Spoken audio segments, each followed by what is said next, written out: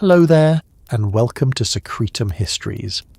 Tonight, we are easing into a time so distant that even memory struggles to hold its shape. A time before dynasties were counted, before monuments were raised to preserve names, before history learned how to introduce itself.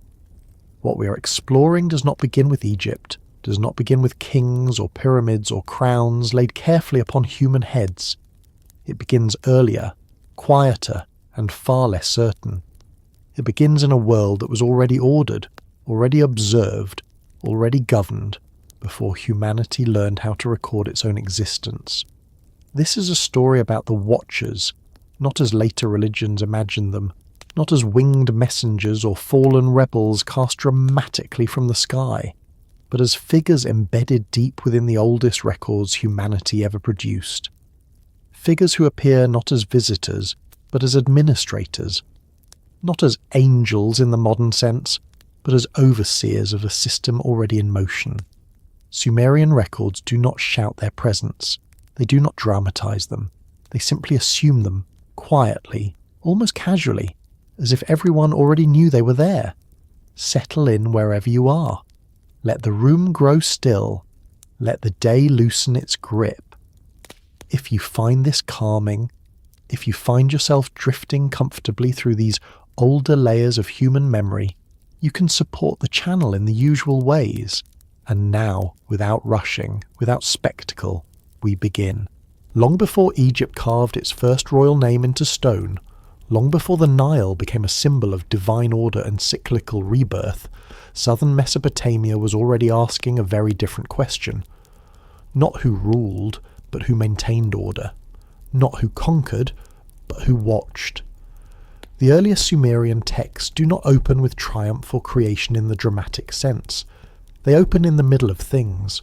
Water already flows, land already exists, heaven is already separated from earth, systems are already functioning. The texts speak as if the universe did not need an introduction, it was already running. This is one of the most unsettling aspects of Sumerian cosmology when read carefully. There is no grand reveal, no divine announcement that history has begun. Instead, there is administration. There are roles, there are responsibilities, there are beings assigned to domains that already exist. The world does not feel freshly made, it feels inherited. Within this inherited world, we begin to notice a category of beings who do not quite fit later definitions of gods, angels, or humans. They are described through function rather than form. They are associated with watching, with observing, with recording, with standing between domains rather than ruling from above them. The language used for these figures is administrative, not mythic. They are not praised in hymns for their beauty or feared for their wrath. They are acknowledged because they are present. In Sumerian texts, the act of watching is not passive. To watch is to measure. To measure is to maintain order. Watching is tied to judgment, not in the moral sense that later traditions emphasize, but in the logistical sense. To judge is to assess balance, to ensure that boundaries remain intact. These watchers are not described as creators. They do not bring the world into being. They appear after creation has already settled into structure. This is critical. Creation myths often distract from what comes after. The Sumerians, however, seem far more interested in what happens once creation is complete, who ensures the rivers flood correctly, who observes the movements of the stars, who ensures that divine decrees remain aligned with earthly reality. This is where the Watchers belong. Unlike later Egyptian theology, which centers authority in the divine king, Sumerian texts distribute authority across systems. No single figure controls everything. Instead, oversight is divided. Heaven has its domain. Earth has its domain. The space between them is managed. Below the earth, another realm exists, also governed, also watched. The Watchers operate at the seams of these layers. They are not exalted above the system. They are embedded within it. This framework predates Egyptian concepts of Mat, long before balance and cosmic order were personified as a goddess, upheld by a divine ruler. In Sumer, balance exists before kingship, order exists before crowns, authority flows downward, not upward. When kings appear, they inherit authority. They do not invent it. The idea that beings could rule without ruling openly is one of the most difficult concepts for modern minds to accept. We are conditioned to associate power with visibility, with thrones, with monuments. The Sumerian watchers possess none of these. Their power is quiet. Their authority is assumed. They do not demand worship because they are not symbolic. They are functional. When later cultures encountered these ideas, discomfort followed. The notion that humanity was not the first manager of the world, that systems existed before cities, that oversight preceded civilization, challenged emerging narratives of human centrality. Over time, these watchers were reinterpreted. Their function became moralized. Their presence became dramatized. But in the earliest records, none of this exists yet. Instead, we find lists, assignments, roles, texts that read more like ledgers than legends. Beings are named not for their personalities, but for what they oversee. Fields, water, time, boundaries, the movement of celestial bodies, the proper separation of realms. Watching is not surveillance, it is stewardship. This is why these figures appear before Egypt, before divine kingship hardened into ideology. Egypt inherited a world where order was already assumed. Its theology refined and centralized what Mesopotamia distributed and managed. Where Egypt elevated the ruler as the axis of cosmic stability, Sumer treated stability as something older than humanity itself. The Watchers belong to this older logic. They are not rebellious, they do not fall, they do not wage war against heaven. Those stories come much later, shaped by cultures struggling to reconcile inherited systems with new moral frameworks. In their original context, the Watchers are simply there. They exist because order requires observation. The earliest tablets do not explain why the Watchers exist. They explain what happens because they do. Crops grow, rivers flood properly, time progresses in measurable cycles. The stars move in predictable patterns. Civilization does not collapse immediately into chaos. Watching is preventative. It is maintenance. This is why the Sumerians did not fear these beings. Fear is reserved for storms, floods, and divine wrath. The Watchers are not associated with catastrophe. They are associated with continuity. They are present in the background, ensuring that nothing breaks too badly, too quickly. As writing emerges, these figures do not fade. Instead, they become harder to see. Their functions are absorbed into gods. Their oversight is redistributed. Their names are preserved in fragments, echoes embedded in later traditions that no longer remember what these roles once meant. This gradual fading is not marked by conflict. There is no recorded rebellion, no celestial war. The Watchers do not fall from grace. They simply become unnecessary as systems solidify and authority centralizes. Once kings rule openly, once temples define order, once law replaces observation, the Watchers retreat into memory. But memory does not erase function. It repackages it. In later traditions, Watchers become angels. Overseers become messengers. Administrators become moral agents. Judgment becomes sin. Watching becomes surveillance. A system once neutral becomes charged with ethical meaning. Yet beneath these later layers, the Sumerian foundation remains visible for those willing to read slowly. The Watchers were never meant to inspire devotion. They were meant to ensure continuity. They did not rule humanity. They ruled systems humanity depended on. As we move forward, the picture will become clearer. How these beings were described, how their roles intersected with early human authority, how Egypt inherited a world already structured by unseen hands, and how later cultures misunderstood what they no longer needed. For now, remain here, in this early space, where history has not yet begun announcing itself. where power does not yet demand monuments, and where being watched meant something very different from what it would later become.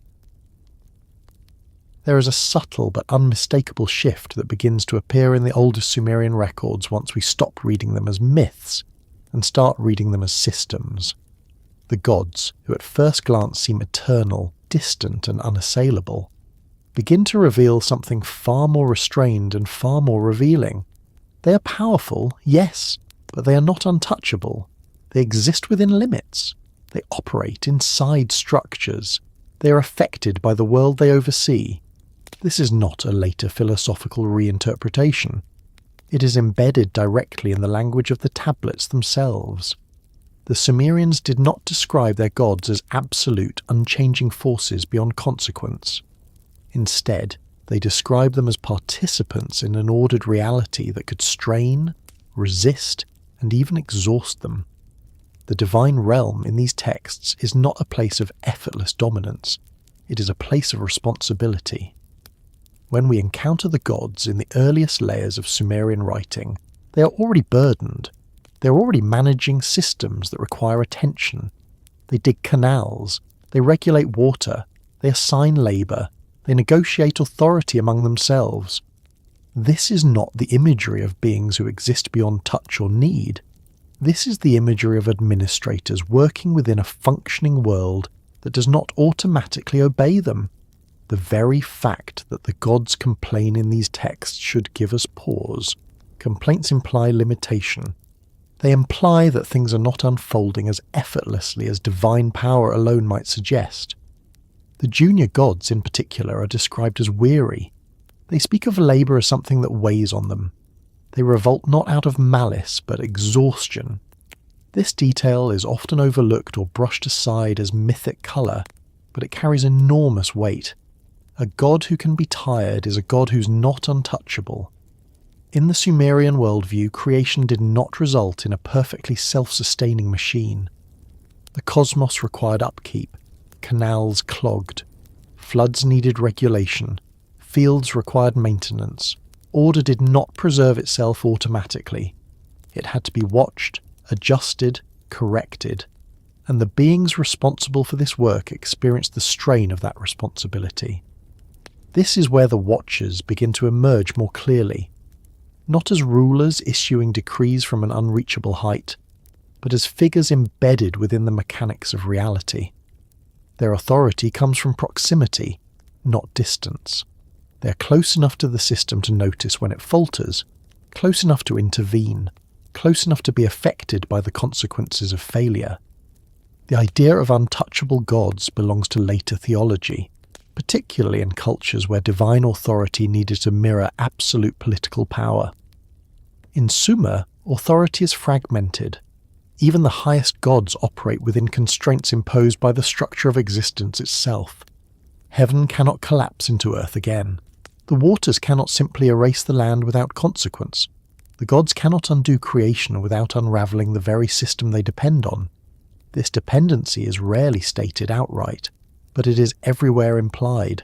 The gods require offerings, they require temples, they require humans to maintain their spaces and perform rituals that sustain divine presence in the world. A god who needs maintenance is not untouchable. A god who depends on human labour to keep order intact is not beyond consequence. The Watchers exist at this intersection of power and vulnerability. They are not supreme creators, but they are essential. They do not command worship, but their absence would result in collapse. Their role is not ceremonial, it is operational. And operational roles are by nature exposed to failure. One of the most striking aspects of early Sumerian texts is how often divine authority is negotiated rather than imposed. Decisions are made in assemblies, votes are cast, disagreements occur, outcomes are contested. This is not the structure of a universe ruled by untouchable beings. It is the structure of a managed system where power is distributed and responsibility is shared. The gods can be overruled, they can be tricked, they can be circumvented through clever interpretation of rules. This is especially visible in stories where divine decrees are technically upheld while their intent is undermined. Such narratives reveal a divine order governed by law, not whim, and law implies limitation. The Watchers within this framework function as stabilizers. They are not above the law, they are agents of it. They ensure that boundaries are respected, not because they are omnipotent, but because boundaries are fragile. Heaven and earth must remain separated. Fresh water must remain distinct from salt water. Life must remain possible within narrow parameters. This fragility explains why the gods are so concerned with noise, imbalance, and excess. Human overpopulation is not framed as a moral failure, but as a logistical problem. Too much activity disrupts divine rest. Too much noise destabilizes order. The gods respond not as offended omniscient judges, but as administrators facing a system under strain. An untouchable god would not be disturbed by human noise. A god beyond consequence would not need sleep. Yet the Sumerian gods are repeatedly described as seeking rest, desiring quiet, withdrawing when overwhelmed. These are not metaphors. They are narrative indicators of limitation. The Watchers inherit this same vulnerability. They are powerful, but they are not immune. Their oversight requires presence, and presence entails exposure. To watch the world is to be affected by it. To measure time is to experience its passage. To maintain order is to confront disorder directly. This is why the Watchers do not last forever. Not because they are defeated, but because their role becomes unsustainable. As systems grow more complex, as humanity expands, as cities multiply, the cost of direct oversight increases. The Watchers are not cast out. They are phased out. Their functions are absorbed into institutions, rituals, and symbolic authority. The transformation of gods from participants to symbols marks a critical turning point. Once divine authority becomes abstract, gods can become untouchable. Once they retreat into metaphor and ritual, they no longer need to dig canals or manage labour. Once kings rule in their name, divine power can become absolute in theory, even if it was never absolute in practice. But in the earlier phase we are examining now, this transformation has not yet occurred. The gods are still close, too close. They feel the strain of creation, they experience the burden of order. And the Watchers, positioned between heaven and earth, experience it most intensely. This proximity explains why later traditions would struggle to reinterpret these figures. Beings who are powerful but constrained do not fit neatly into moral frameworks built around perfection and transcendence. Over time, cultures resolve this discomfort by either elevating such beings into unreachable ideals or casting them down as flawed and fallen. The Watchers would eventually become both, depending on the tradition. But here, in the Sumerian context, they are neither. They are simply necessary. Necessary because order does not maintain itself. Necessary because the world is not static. Necessary because even gods require oversight. As this understanding deepens, the foundation for later reinterpretations begins to form. When authority becomes centralized, beings who once operated within systems are reimagined as rebels against them. When divine power becomes untouchable, figures who were once embedded in reality must be displaced. Their closeness becomes a liability. Their vulnerability becomes a flaw. The Sumerian texts do not condemn the Watchers. They do not glorify them either. They record them as part of a functioning world that had not yet learned to hide its mechanisms behind symbolism. A world where even the divine could be touched by consequence. This is the world Egypt would later inherit without fully remembering its origins. A world already structured, already ordered, already watched. And as we move forward, we will begin to see how that inheritance reshaped both gods and humans, transforming practical oversight into divine kingship and quiet observation into sacred authority.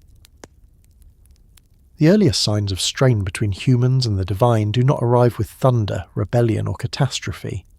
They emerge quietly, almost politely. embedded in administrative language and casual remarks that seem harmless until they accumulate. The Sumerian texts do not dramatize this tension at first. They register it the way a ledger records a deficit, without emotion, without accusation, simply noting that something is no longer balanced the way it once was. In the beginning, the relationship between humans and the divine is not framed as moral or spiritual. It is practical. Humans exist to maintain systems that the gods themselves no longer wish to manage directly. Fields must be tended, canals must be kept clear, temples must be maintained so that divine presence can remain anchored in the world. This arrangement is not presented as exploitation. It is presented as necessity. The cosmos, once structured, requires labour to remain stable. At first, this system appears to function smoothly. Humans perform their tasks. The gods withdraw slightly from physical labour, but remain present through oversight.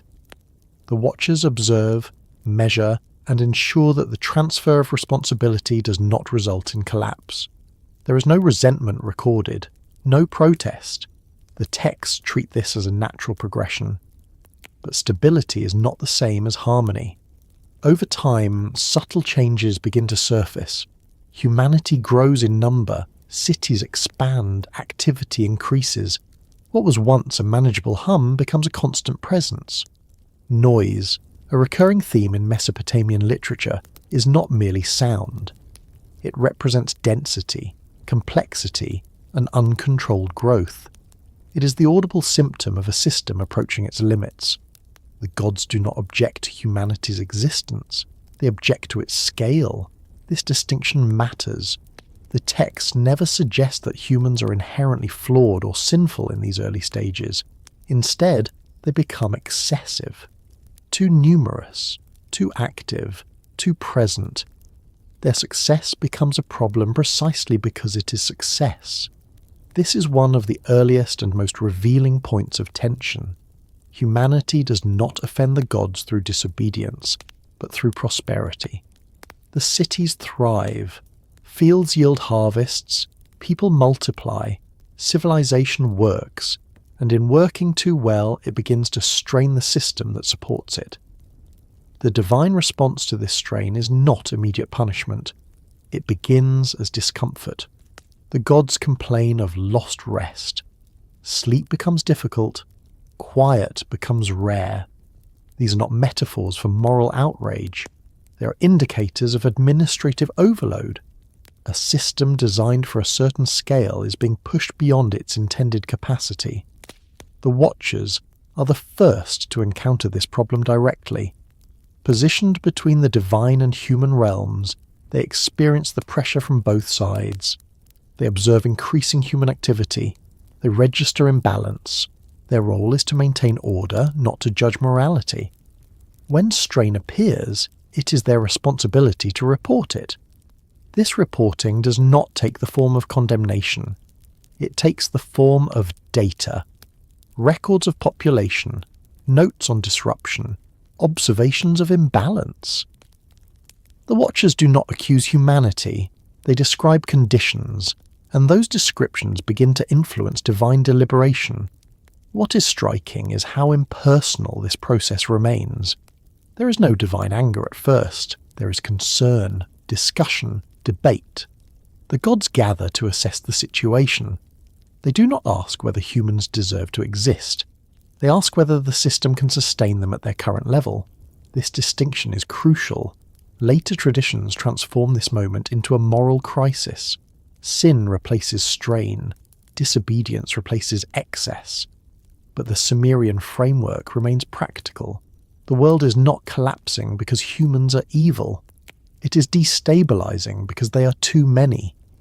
As this realization sets in, the tone of the text begins to shift. Descriptions of divine-human interaction become less intimate. Direct contact decreases. Oversight becomes more distant. The Watcher's presence becomes heavier, more procedural. Their role is no longer simply to observe, but to regulate. Regulation introduces friction. When boundaries tighten, resistance follows. Humans are not described as rebelling, but they are increasingly depicted as unaware of the pressures they create. They continue building, expanding, reproducing, unaware that their activity is approaching a threshold. The gods, meanwhile, begin to view humanity less as a solution and more as a variable that must be controlled. This does not mean hostility, it means caution. Measures are discussed, adjustments considered. The Watchers relay information upward, but they do not dictate outcomes. One of the most telling signs of strain is the introduction of limits. Time, which once flowed expansively in mythic terms, begins to contract. Lifespans shorten. Generations become more clearly defined.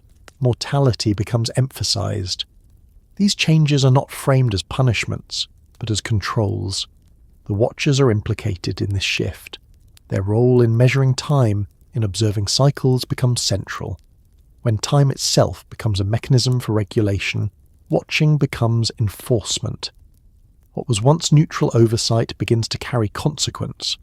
This transition alters the nature of the relationship. Humans are no longer simply maintaining order, they are being managed. The divine realm no longer simply observes, it intervenes. The Watchers, positioned at the interface, become the agents through which this intervention is felt. Tension emerges not because of rebellion, but because of asymmetry. Humans do not perceive the system the way the divine does. They do not see the strain. They experience abundance, growth, success. The gods experience overload. The Watchers experience both. This asymmetry leads to misinterpretation. When adjustments occur, humans experience them as loss. Reduced lifespans, increased vulnerability, environmental instability. From the divine perspective, these are necessary recalibrations. From the human perspective, they are inexplicable hardships. The texts do not yet moralize this gap, they simply record it. A distance is opening between divine intention and human experience. The Watchers, once invisible, become associated with enforcement rather than maintenance. Their neutrality begins to erode in perception, even if their function remains unchanged. This is the earlier seed of a later conflict narratives, not a war in heaven, but a divergence in perspective. What the gods see as preservation, humans experience as limitation.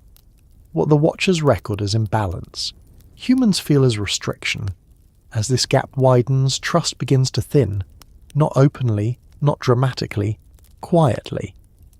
Rituals become more formal, rules more rigid. The relationship becomes structured rather than organic. Oversight replaces presence. Egyptian theology would later resolve this tension by collapsing divine authority into the figure of the king, by making order visible, embodied, and centralized. Sumer does not yet do this. It remains fragmented, procedural, uncomfortable, with absolute authority. The Watchers, caught in this unresolved space, begin to change in memory. Their role becomes ambiguous. Are they protectors or enforcers, observers or judges, maintainers or limiters? The texts do not answer these questions directly, but they allow them to form. This ambiguity is the true beginning of strain, not conflict, but uncertainty. The sense that the relationship between humans and the divine is no longer effortless, that maintenance now requires sacrifice, that growth carries cost. As we continue, this strain will intensify. It will force decisions. It will reshape divine strategy. It will transform Watchers into figures that later cultures struggle to categorize, and it will set the stage for the profound reimagining of authority that follows, as the world moves closer to the age of kings, monuments, and divine distance. Something important changes in the Sumerian record when obedience stops being assumed. The shift is not announced. There is no declaration that harmony has ended or that rebellion has begun. Instead, the language simply starts doing something different. Where earlier texts describe function, maintenance, and role, later layers begin to register resistance, disagreement, and friction. Not loud, not heroic, not moralized, but persistent enough that it can no longer be ignored. At first glance, this looks like a narrative evolution, as if storytellers simply became more dramatic over time. But when the tablets are read carefully, the change does not reflect imagination expanding. It reflects reality becoming harder to manage. Obedience belongs to systems that still work smoothly. Conflict appears when those systems begin to strain. In the earliest texts, obedience is invisible because it is total. Humans perform their roles. The divine observes. The watchers maintain balance. No one needs to enforce compliance because compliance is built into survival itself. To farm correctly is to live. To respect boundaries is to avoid disaster. There is no ideological struggle because there is no alternative model yet. But as civilization stabilizes, obedience stops being automatic. Cities grow large enough that individuals can survive without understanding the full system that sustains them. Distance appears between action and consequence. When this happens, regulation must replace instinct, and regulation always creates friction. This is when conflict begins to enter the text, not as war, not as rebellion, but as disagreement over responsibility. The gods complain more openly. Humans are described as unaware rather than aligned. Oversight becomes active rather than passive. The watchers no longer simply observe conditions, they begin reporting problems. One of the clearest signs of this shift is how labour is described. Early texts treat labour as shared necessity. Later texts emphasise burden. The gods grow increasingly unwilling to engage directly. Humans are expected to take on more responsibility. The relationship becomes asymmetrical. Obedience in this context becomes less about participation and more about compliance, and compliance requires enforcement. This is where conflict appears, not because humans resist consciously, but because the system now demands more than it once did. The Sumerian gods do not frame this as disobedience in a moral sense. They frame it as disorder. Humans are noisy, numerous, active beyond acceptable limits. These descriptions are not accusations of defiance. They are acknowledgements that the system is no longer self-regulating. The Watchers are deeply implicated in this moment. Their role changes subtly but decisively. They are no longer merely ensuring balance. They are identifying deviation. This does not mean they become hostile. It means they become evaluative. Evaluation introduces judgment. Judgment introduces tension. What is especially revealing is that the texts do not describe humans as intending conflict. There is no villainy, no uprising.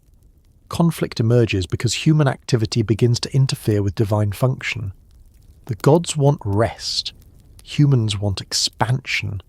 These goals are no longer naturally aligned. This misalignment forces negotiation. The divine assembly debates. Measures are proposed. Adjustments considered. None of this appears in earlier layers. Earlier there was nothing to debate. Now decisions must be made. The appearance of conflict language coincides with the emergence of rules. Boundaries are articulated more clearly.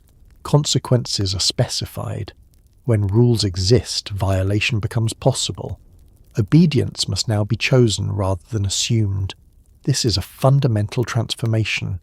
A system that once operated through participation now operates through enforcement. The Watchers, whose task was once observational, become the interface through which enforcement is felt. The texts begin describing intervention. Floods, droughts, disease.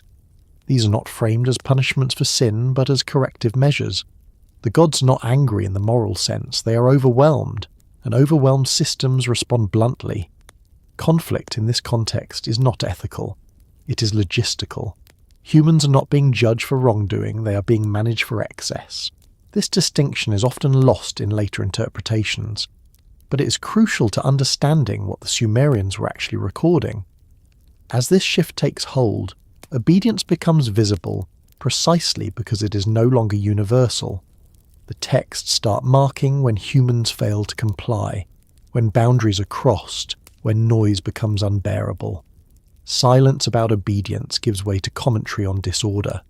The Watchers are now positioned uncomfortably close to blame. They report imbalance. They carry information upward. They become associated with decisions that limit human activity. From the human perspective, they are no longer neutral. They are the bearers of constraint. This is the earlier stage of what later traditions would reinterpret as rebellion. But here, rebellion does not exist yet. Only tension, only misalignment, only the realization that coexistence now requires restriction. The gods themselves are not united in their response. Some argue for preservation, others for reduction. This disagreement is one of the most striking features of Sumerian theology. Divine authority is not monolithic. It fractures under pressure. Conflict language increases because unity decreases. When gods disagree, systems destabilize. The Watchers must navigate competing directives. Their role becomes harder. Their neutrality becomes suspect. This is how obedience erodes. Not through defiance, but through complexity. The world becomes too intricate to manage through simple alignment. Authority becomes layered. Responsibility becomes diffuse. Conflict emerges as a byproduct of scale. Egyptian theology will later resolve this by collapsing authority into a single figure. One god-king, one axis of order. Sumer does not resolve it yet. It records the discomfort instead. This discomfort is preserved in the shift of language. The texts no longer assume harmony. They describe correction. They describe intervention. They describe consequence. Obedience is now something that must be restored, not something that naturally exists. The Watchers stand at the center of this transformation. They do not cause conflict. They witness it. They report it. They enforce outcomes decided elsewhere. Over time, memory will blur this distinction. Witnesses will become participants. Overseers will become judges. But at this stage, the process is still visible. The conflict is procedural, not moral. The gods are adjusting a system that no longer scales. Humans are experiencing limits for the first time. The Watchers are the mechanism through which limits are applied. As we continue, this tension will harden. Conflict will gain narrative shape. Roles will be reassigned. And what began as administrative strain will eventually be remembered as cosmic rebellion. For now, we remain in this transitional moment, where obedience has not vanished, but it is no longer enough, where harmony still exists, but it must be enforced, where watching is no longer neutral, and where the first outlines of later myths begin to form, quietly, without spectacle, inside the language of record-keeping itself. The burden of humanity does not appear suddenly in the Sumerian texts. It accumulates. It gathers slowly like silt in a canal that once flowed freely. At first, nothing seems wrong. The system works. Labour is performed. Fields are cultivated. Temples stand. The gods receive what they require. The Watchers observe, record, and adjust. This is the arrangement humanity was created for, and for a time it functions exactly as intended. But labour has a momentum of its own. Once it becomes productive, it multiplies. Successful fields produce surplus. Surplus supports population growth. Population growth expands cities. Expanded cities generate constant activity, and constant activity generates noise. In the Sumerian worldview, noise is never just sound. It is density made audible. It is movement, pressure, vibration, presence. It is the signal that a system is operating at full capacity, and possibly beyond it. When the texts describe noise rising to the heavens, they are not using poetic exaggeration. They are describing saturation. The gods do not object to human labour because it exists. They object because it no longer stops. Originally, labour was a replacement. Humans took over tasks that junior gods found exhausting. Digging canals, clearing silt, building foundations, maintaining irrigation. These were necessary functions, not punishments. Humanity was introduced as a stabilizing force, not a disposable one. The Watchers oversaw this transition carefully, ensuring that divine withdrawal from physical labor did not result in collapse. For a long time, it works. The world remains ordered. Water flows, crops grow, the balance holds, then labor intensifies. As cities expand, labor becomes constant rather than cyclical. Fields are worked continuously. Construction never truly ends. Trade increases. Movement increases. The land is no longer allowed to rest in the way it once did. The rhythms that once defined existence begin to compress. The gods experience this compression as disturbance. They are not distant observers floating above reality. They are embedded in its structure. Temples are not symbolic spaces at this stage. They are functional anchors of divine presence. When the world vibrates constantly with human activity, that vibration reaches the gods directly. The texts describe this as an inability to rest. Sleep becomes difficult. Quiet becomes rare. These are not metaphors for moral displeasure. They are indicators of overload. A system that was calibrated for a certain level of activity is being pushed beyond its design. The Watchers report this change without accusation. Their role is not to moralize, but to observe. They register increased human density. They note expanded cultivation. They record uninterrupted activity. The data changes, and with it, the tone of divine deliberation. Labor, once the solution begins to look like the problem, this is where the relationship subtly inverts. Humans were created to relieve divine burden. Now, human activity becomes a new burden, not because it is wrong, but because it is excessive. The gods do not immediately respond with force. They discuss, they complain, they assess. The divine assembly appears repeatedly in texts from this period, suggesting that decisions are being debated rather than imposed. This alone tells us that the situation is not simple. There is no single solution that preserves both human prosperity and divine rest. Noise becomes the shorthand for this dilemma. It represents everything humanity has become: success, expansion, presence everywhere. The gods are not offended by human voices. They are overwhelmed by human scale. The Watchers stand directly in the path of this pressure. They are responsible for maintaining the boundary between realms. As human activity intensifies, that boundary thins. Oversight becomes more demanding. Observation becomes constant. There is no longer a sense of equilibrium, only management. This is why later traditions misinterpret the Watchers as judges or enforcers. At this stage, they are still administrators, but the conditions they report increasingly lead to restriction. Limits begin to appear. Adjustments are proposed. One of the first adjustments is temporal. Time becomes more rigid. Lifespans shorten. Generations turn over faster. These changes reduce accumulation. Fewer humans exist at any one time. The system regains breathing room. But from the human perspective, this feels like loss. Long life was once possible. Now it is not. Continuity shortens. Memory fragments. The distance between generations widens. What the gods experience as relief, humans experience as deprivation. Noise does not disappear. It is reduced, but it remains a concern. Cities continue to grow. Trade networks expand. Human ingenuity accelerates the very processes that cause strain in the first place. Labor itself changes character.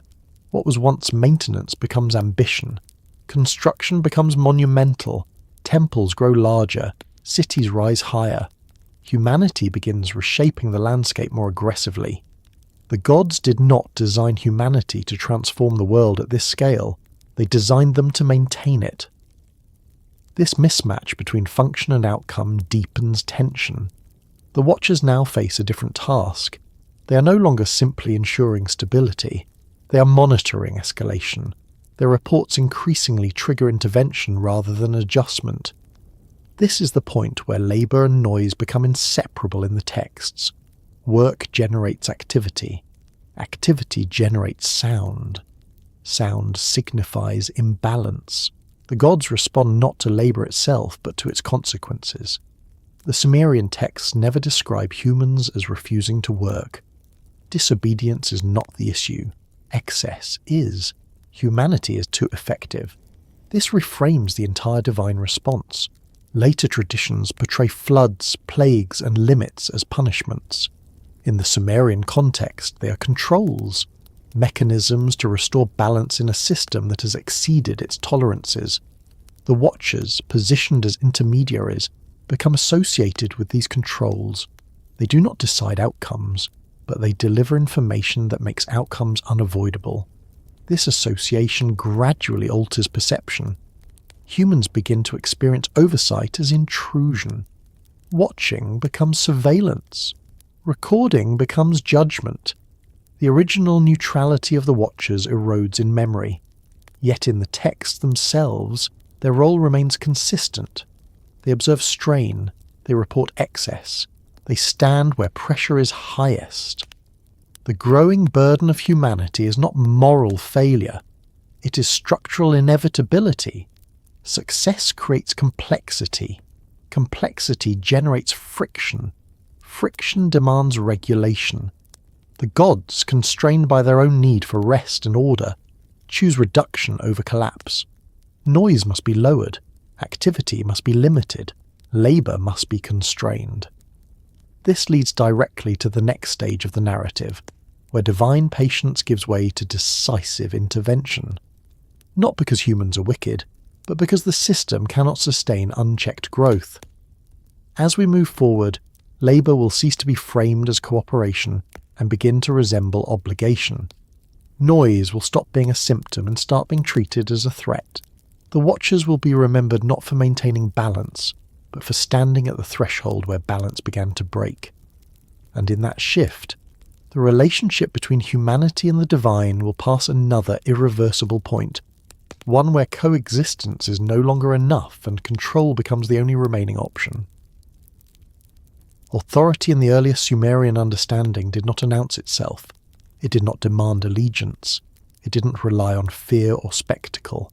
It existed quietly, embedded in how the world functioned. Rivers flooded when they were supposed to. Seasons followed recognizable patterns. The stars moved in dependable cycles. Human survival depended on alignment with these rhythms, not on obedience to decrees. Reverence emerged naturally from dependence. In this early phase, authority was effective precisely because it did not need to be enforced. Humans respected boundaries because crossing them brought immediate consequence. Planting at the wrong time meant famine. Ignoring water management meant flood or drought. Order did not require punishment. Reality itself provided correction. The gods fit into this system as guarantors rather than rulers. They did not need to assert dominance because their authority was structural. It was built into existence. The Watchers functioned as custodians of this structure, ensuring that balance held, that thresholds were not crossed, that deviations were noticed before they became catastrophic. Their presence was not experienced as pressure. It was experienced as stability. But authority that relies on structure alone only works while systems remain simple enough to self-correct. As human civilization grows denser and more complex, structure becomes harder to perceive. Consequences become delayed. The link between action and outcome weakens. When this happens, reverence fades, not because humans become defiant, but because the system no longer teaches obedience automatically. This is the moment when authority begins to change character. It no longer rests comfortably in the fabric of reality. It has to move outward, becoming explicit. Rules must be stated, boundaries must be named, consequences must be declared rather than experienced organically. Authority that once functioned through alignment now requires enforcement. The Sumerian texts capture this transition with remarkable restraint. They do not frame it as a crisis of faith or morality. They frame it as necessity. Humans are no longer instinctively aligned with the order that sustains them. Oversight must increase. Intervention must become visible. This is where the watcher's role becomes heavier. When authority was implicit, watching was sufficient. Observation alone maintained balance. But once reverence fades, watching must be paired with a response.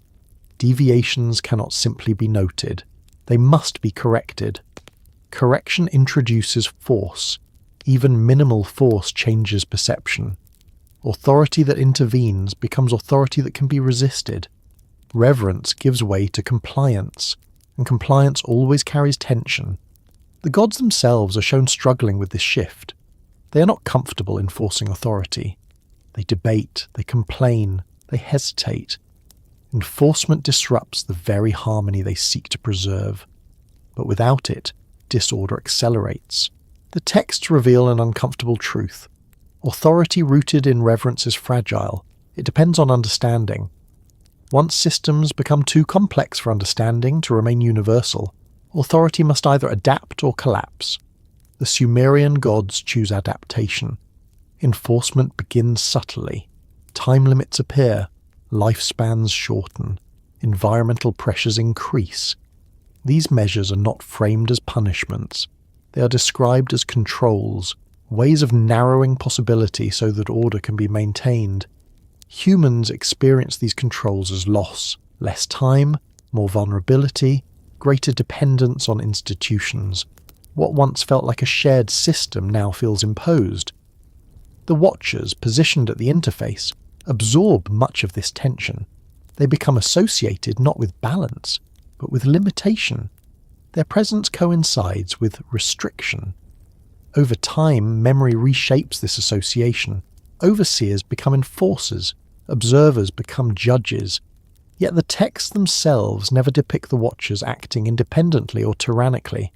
They do not issue decrees. They do not punish. They relay conditions. They ensure implementation. Authority does not originate with them, but it passes through them. This distinction matters. Authority that needs enforcement does not automatically become corrupt, but it does become visible. Visibility invites interpretation. Humans begin to read intention into intervention. Where once there was only structure, there now appears will. The gods, too, change in perception. No longer sustained purely by reverence, they must assert presence through ritual, command, and threat. Temples grow more formal. Offerings become obligatory rather than reciprocal. Silence becomes expected rather than incidental. The relationship shifts from participation to hierarchy. Humans are no longer collaborators in maintenance. They are subjects of regulation. Authority no longer emerges naturally from the world. It stands above it.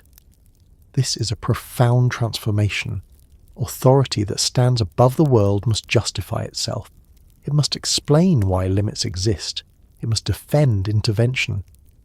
In doing so, it opens itself to challenge. The Sumerian texts show early signs of this discomfort. Divine decisions are questioned, even among gods. Assemblies argue. Authority fractures. Enforcement exposes disagreement. The Watchers navigate this fracture carefully. They are not lawmakers. They are stabilizers. But stabilization under enforcement conditions is far more difficult. Every correction creates ripples. Every intervention generates resentment somewhere else. Reverence cannot be commanded. Once lost, it cannot be restored through force. The gods seem to understand this instinctively. Their enforcement remains indirect. They prefer systemic adjustment over overt domination. Floods reset rather than target. Limits apply universally rather than selectively. This approach preserves a sense of order, but it also distances authority further from everyday life. Humans begin to experience divine power not as guidance, but as interruption. In later cultures, this interruption will be reframed as judgment. But here, it is still administrative.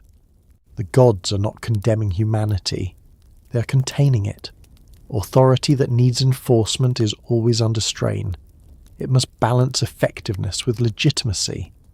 Too much force destroys reverence entirely. Too little invites collapse. The Sumerian texts preserve this tension without resolving it. This unresolved state is crucial for what follows. Egypt will later resolve it by fusing authority with divinity, embodied in a single ruler. Mesopotamia does not. It leaves authority distributed, procedural, and uneasy. The Watchers remain as traces of an older model, one where authority did not yet need to justify itself through command. Their gradual reinterpretation reflects discomfort with that older balance. As enforcement becomes normalized, authority hardens. Law replaces alignment. Punishment replaces consequence. Ritual replaces understanding. The distance between humans and the divine grows. This distance will soon demand explanation. Why are the gods no longer close? Why must authority be imposed? Why is reverence no longer enough? These questions begin to reshape memory. Figures once seen as custodians of balance will be remembered as agents of control. Oversight will be recast as domination. Watching will be remembered as intrusion. The Sumerian texts are standing at the threshold of this transformation. Authority has not yet become absolute. Reverence has not yet vanished. But the shift is underway. And as we move forward, this enforced authority will lead directly to one of the most enduring reinterpretations in human history, where those who once maintained order will be remembered not for watching the world, but for standing against it. There is a moment in the Sumerian record when the tone changes in a way that is impossible to ignore. The gods, who once acted without commentary, who oversaw systems silently and efficiently, begin to speak about humanity in a way they never had before. Not with praise, not with distance, but with irritation, with fatigue, with a kind of weary frustration that feels surprisingly human. This moment does not arrive as a moral judgment. The gods do not accuse humans of wickedness. They do not condemn them for rebellion or disobedience. Instead, they complain. And that distinction matters more than it may seem at first. Complaints reveal vulnerability. A being that is truly untouchable does not complain. A force that is absolute does not grumble about inconvenience. When the gods begin voicing dissatisfaction with their creation, the texts are revealing something fundamental about how divinity was understood at this stage. These are not omnipotent beings standing outside consequence. These are administrators whose system is no longer comfortable to operate. The earliest complaints focus on noise. Humanity is loud. Humanity is everywhere. Humanity does not rest. The cities are active day and night.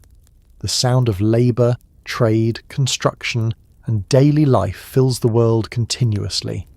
This noise rises upward, the texts say, reaching the gods themselves.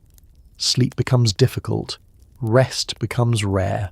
It is important to understand how literal this imagery is within the Sumerian worldview. Temples are not symbolic spaces where gods are imagined to dwell metaphorically. They are physical anchors of divine presence. The gods are believed to inhabit the world directly through these structures. When the world vibrates with constant activity, that vibration reaches them. The gods are not offended. They are exhausted. This exhaustion marks a critical turning point. Until now, humanity has been framed as a solution. Humans were created to relieve divine labour. They were meant to take over the repetitive, exhausting tasks that junior gods no longer wish to perform. For a time, this worked. The gods withdrew from physical labour. Humans maintained the world. Order persisted. But the solution has begun to generate a new problem. The more humans succeed, the more active they become. The more active they become, the more pressure they place on the system.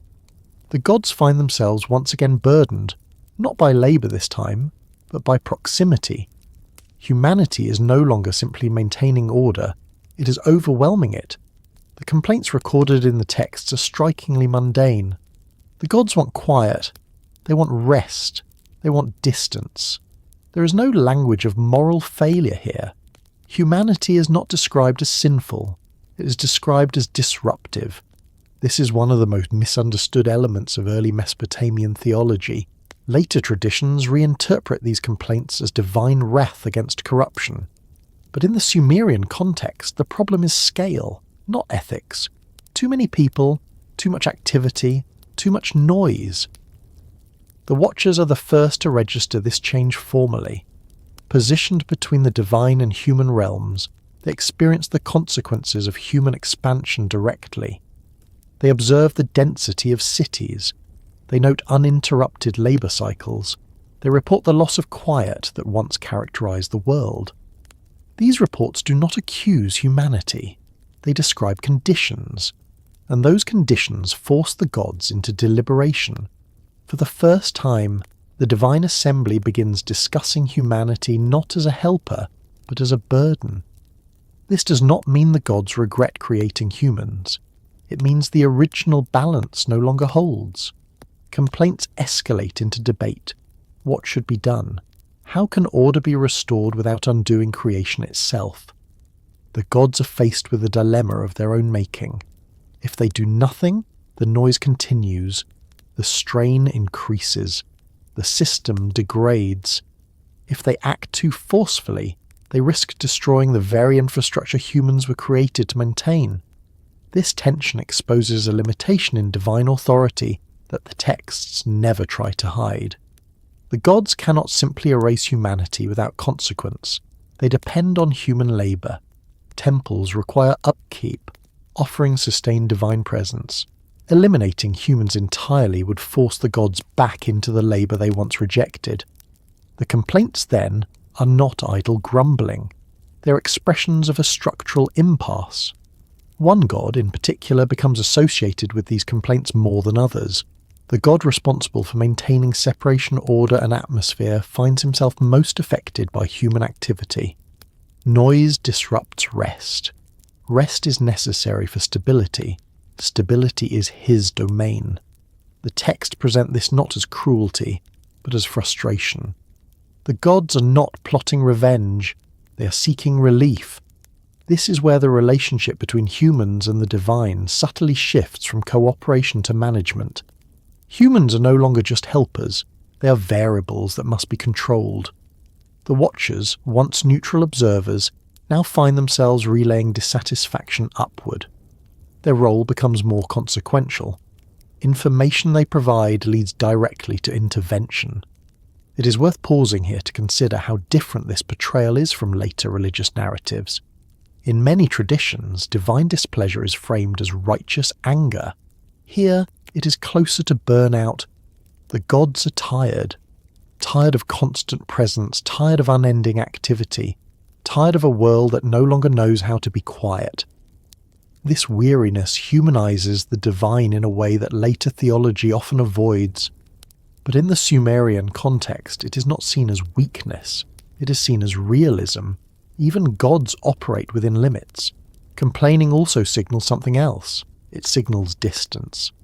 When the gods were fully embedded in the world, when they walked among humans and shared responsibility directly, there was less need to complain. Now, having withdrawn partially, they experience humanity as external pressure rather than shared effort. Distance changes perception. What once felt like collaboration now feels like intrusion. The Watchers are caught in this change. They remain close to humanity, but they serve the divine. They witness both perspectives. They see humans thriving, building, expanding. They also see the gods withdrawing, growing less tolerant of constant disturbance. This dual awareness places the Watchers in an increasingly uncomfortable position. They are not the source of complaint, but they become associated with its consequences. Once complaints are voiced, solutions follow. The texts begin hinting at measures designed to reduce human impact. Limits on lifespan, limits on fertility, environmental instability. None of these are framed as punishment. They are framed as correction. Noise must be reduced. Population must be controlled. Activity must slow. From the divine perspective, these are reasonable adjustments. From the human perspective, they are catastrophic shifts. This divergence in experience deepens misunderstanding. Humans do not hear the complaints that preceded intervention. They only feel the effects. The Watchers, as intermediaries, become symbols of this disconnect. They know why measures are taken. Humans do not. Over time, memory compresses cause and effect. Complaints become judgments. Fatigue becomes wrath. Adjustment becomes punishment. But in the texts themselves, the origin is clear. The gods are not offended, they are overwhelmed. This is the first time humanity is described as a problem rather than a purpose, and that reclassification changes everything. Once humans are viewed as a burden, even temporarily, their position in the cosmic order becomes unstable. Their value is no longer inherent, it becomes conditional. The Watchers sense this instability immediately. Their role shifts from maintaining balance to managing risk. Oversight becomes more vigilant. Tolerance narrows.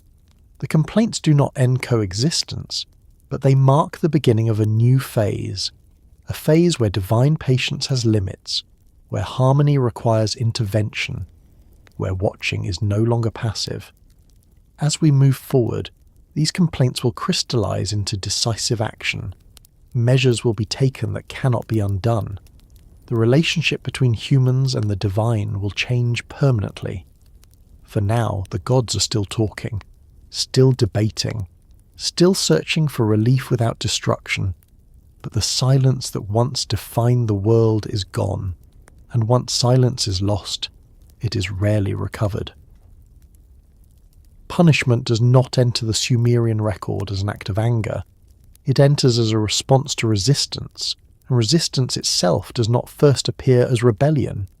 It appears as friction, as persistence, as humanity continuing forward in its own direction, even after limits are quietly introduced. The gods do not immediately punish because punishment is not their preferred tool. It is what emerges when softer mechanisms fail. In the earlier phase, adjustment was enough. Lifespans shortened. Conditions became harsher. Balance was nudged rather than enforced. Humanity adapted, but it did not retreat. Cities did not shrink. Activity did not slow in any meaningful way. Labour intensified to compensate for limits.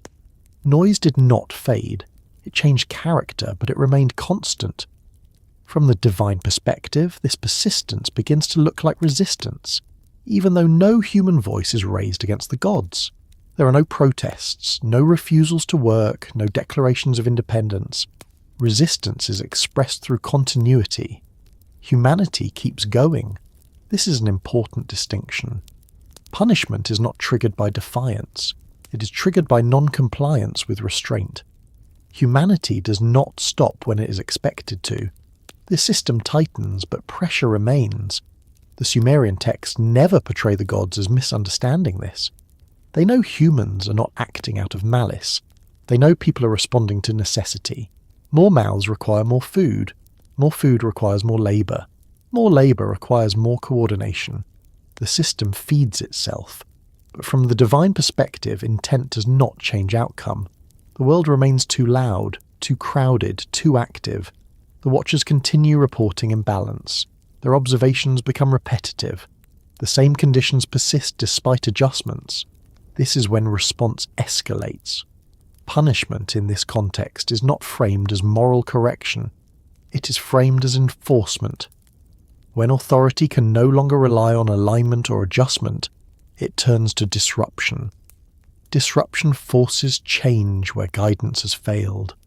The earliest punitive measures described in the texts are environmental. Floods, droughts, failed harvests. These are not targeted at individuals. They affect entire regions, entire populations. They are blunt instruments designed to reduce scale. This universality matters. Punishment is not aimed at sinners. It is aimed at conditions. Humanity as a whole has exceeded tolerable limits. The response applies equally to all. The Watchers are once again central to this process. They are not executing punishment. They are present at the moment when enforcement replaces tolerance. Their role becomes inseparable from consequence. This is the point where watching acquires weight. Observation is no longer neutral when it precedes intervention. To be watched now means to be measured against limits that carry consequence. Resistance, though unintentional, becomes perceptible through persistence. Humanity rebuilds after disasters. It returns to the same patterns. Cities rise again. Activity resumes. The system resets. But behavior does not fundamentally change. From the divine perspective, this resilience becomes another problem. Punishment works temporarily, but it does not solve the underlying issue. Humanity adapts faster than expected. Labour intensifies. Noise returns. This cycle reveals something deeply uncomfortable within the Sumerian worldview. Humans are not fragile. They are persistent, and persistence undermines control. Punishment escalates not because gods become cruel, but because earlier responses prove insufficient. Measures grow more severe as softer corrections fail. The Watchers observe this escalation with growing proximity. They are now positioned at the threshold where measurement leads directly to destruction. Their reports no longer initiate debate. They trigger action. This shift profoundly alters how these figures will later be remembered. Witnesses to punishment become associated with punishment itself. Those who observed limits become enforcers of them in memory. Yet the texts themselves maintain clarity. The Watchers do not choose outcomes. They do not delight in enforcement. They stand where resistance becomes visible. Punishment in these narratives is not emotional. It is administrative. When resistance is defined as failure to reduce activity, punishment becomes system reset. This framing explains why floods occupy such a central place in Mesopotamian memory. A flood does not judge. It erases. It returns the world to an earlier state. It removes complexity. It silences noise. Silence once again is the goal. The gods do not seek obedience for its own sake. They seek quiet, rest, manageable scale. Punishment is the fastest path to those conditions. This utilitarian approach is unsettling to later moral frameworks, which prefer punishment to be justified by wrongdoing. In the Sumerian context, justification is structural. Too much activity destabilizes the world. The response reduces activity. Resistance, then, is not moral defiance. It is the inability or unwillingness of humanity to shrink itself voluntarily. The Watchers witness this inability clearly. They see humans rebuild. They see patterns repeat. They see limits tested again and again. At this stage, punishment becomes expected. Not dramatic, not symbolic, expected. When noise rises, response follows. The system becomes predictable in its harshness. This predictability further distances humans from the divine. Intervention is no longer surprising. It is anticipated. Fear replaces reverence. Compliance replaces alignment. Punishment that responds to resistance teaches a specific lesson. Not how to behave, but how to endure. Humans learn resilience, not obedience. They learn survival under constraint. They learn to rebuild quietly, to adapt systems, to manage scarcity. From the divine perspective, this is partial success. Activity decreases temporarily. Noise falls. But complexity returns. The Watchers remain present throughout this cycle. They do not disappear. They do not rebel. They remain at their posts, recording, measuring, observing. But their neutrality is now impossible to maintain in perception. To be watched during punishment feels accusatory, even if accusation is not present. This is how roles distort over time. Oversight becomes judgment. Observation becomes blame. Maintenance becomes control. The Sumerian texts still resist this reinterpretation. They preserve punishment as response, not vengeance. Resistance as persistence, not defiance. But later cultures will struggle with this nuance. They will seek moral explanations where structural ones existed. They will recast punishment as justice, resistance as sin. The Watchers will suffer most from this shift in memory.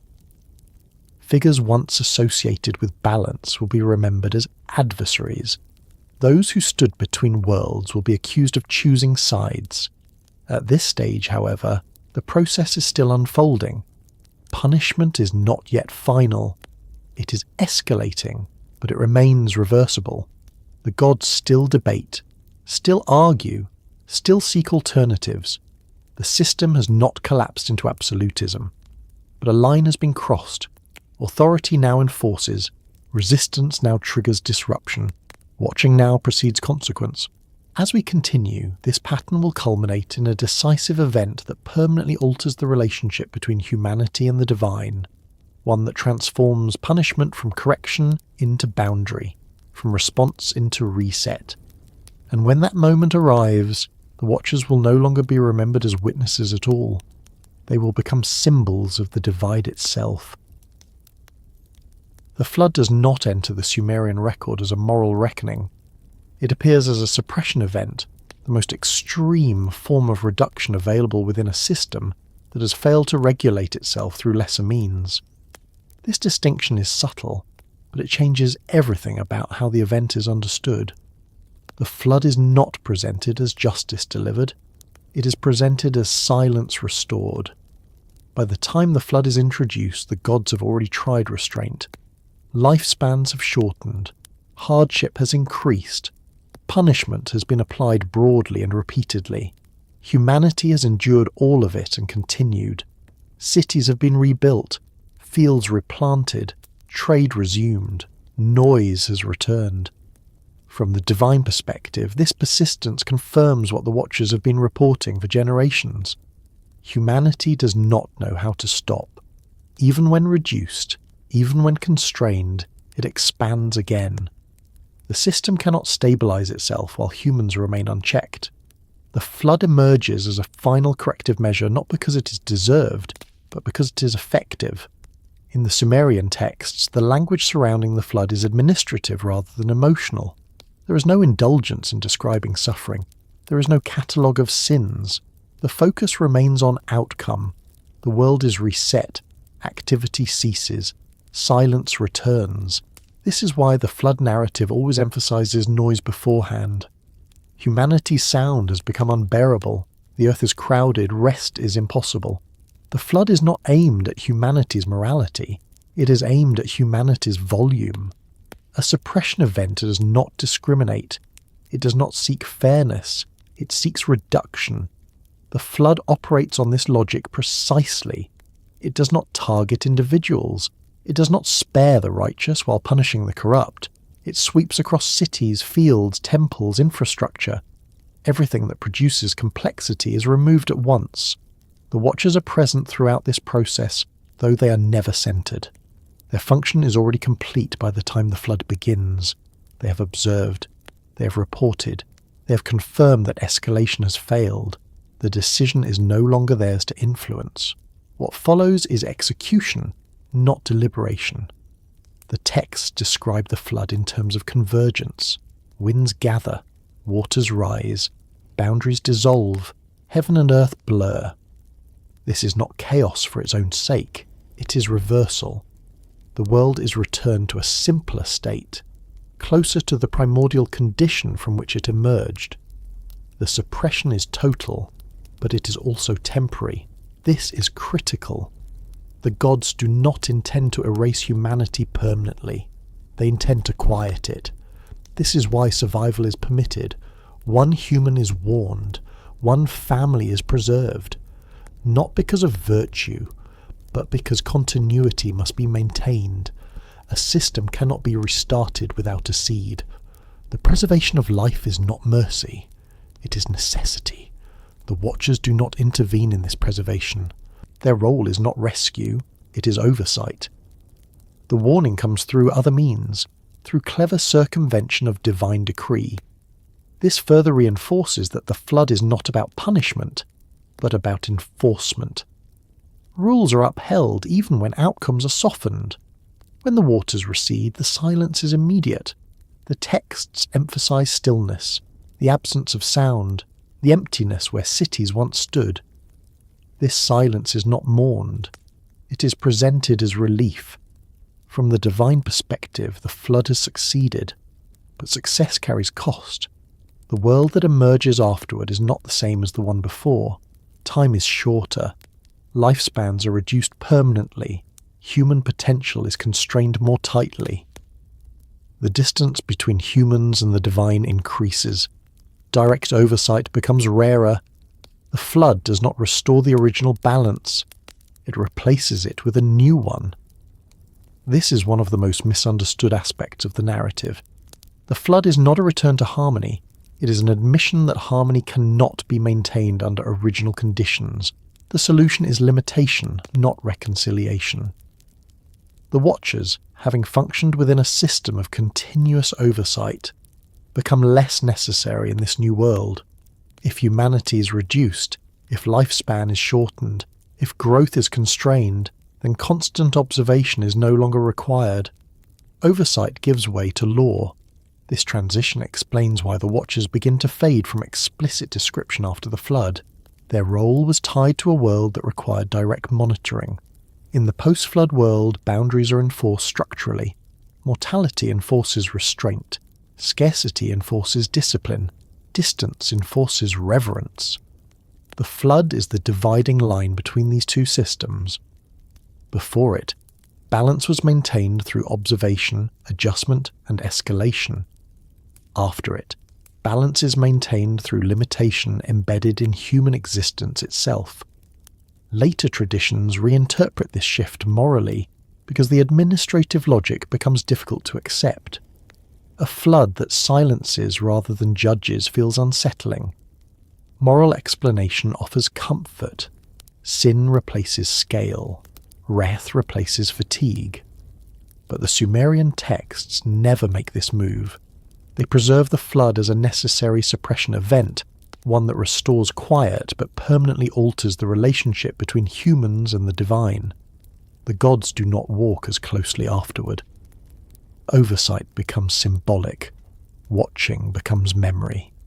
The Watchers, once embedded in the system, now exist as traces.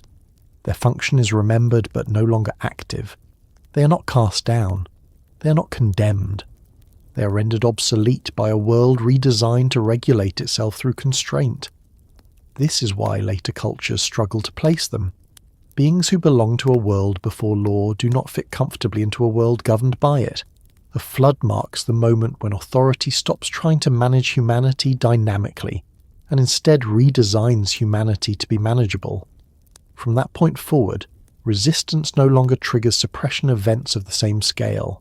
It triggers localized punishment, law, hierarchy. The ultimate reset has already occurred. The silence achieved by the flood is not meant to last forever. It is meant to establish a quieter baseline. Humanity is allowed to exist, but not to expand without limit.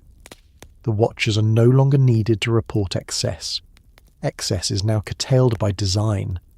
As we move forward, the consequences of this redesign will become clearer. Egypt will inherit a post-flood world already shaped by limitation, already structured around distance between gods and humans. Kingship will emerge as a new mechanism of control, replacing observation with command. And the Watchers, once the quiet custodians of balance, will survive only as distorted echoes in later traditions, remembered not for maintaining silence, but for being present when silence was enforced. What follows the catastrophe is not renewal in the way later traditions would prefer to imagine it. It is survival, and survival carries memory. The Sumerian texts are careful here. They do not describe a cleansed world made whole again. They describe a quieter world populated by those who remember what was lost and those who never knew it existed. This division shapes everything that comes next. The survivors do not emerge into a neutral landscape. They step into absence. Cities are gone. Networks are broken. Familiar rhythms have vanished. The land itself bears marks of interruption. What remains is not peace, but space. And space, once experienced, does not guarantee gratitude. Memory persists unevenly. Some remember the world before suppression, before silence was imposed. Others are born into the aftermath, inheriting limits without context. This uneven distribution of memory becomes one of the most destabilizing forces in the post-catastrophe world. The texts imply this without dramatizing it. They speak of shortened lifespans, altered conditions, new boundaries, but they never fully explain these changes from a human perspective. Explanation belongs to the divine realm. Humans receive outcome without rationale. This asymmetry is new. Before the catastrophe, limits were negotiated through proximity. Gods were near enough to be understood, even if not fully comprehended. Oversight was visible. Watching was felt. After the catastrophe, distance expands. The divine withdraws. Authority becomes implicit rather than present. Survivors sense this immediately. They know something fundamental has changed. The gods still exist, but they no longer share the same space. Temples are rebuilt, but presence feels thinner.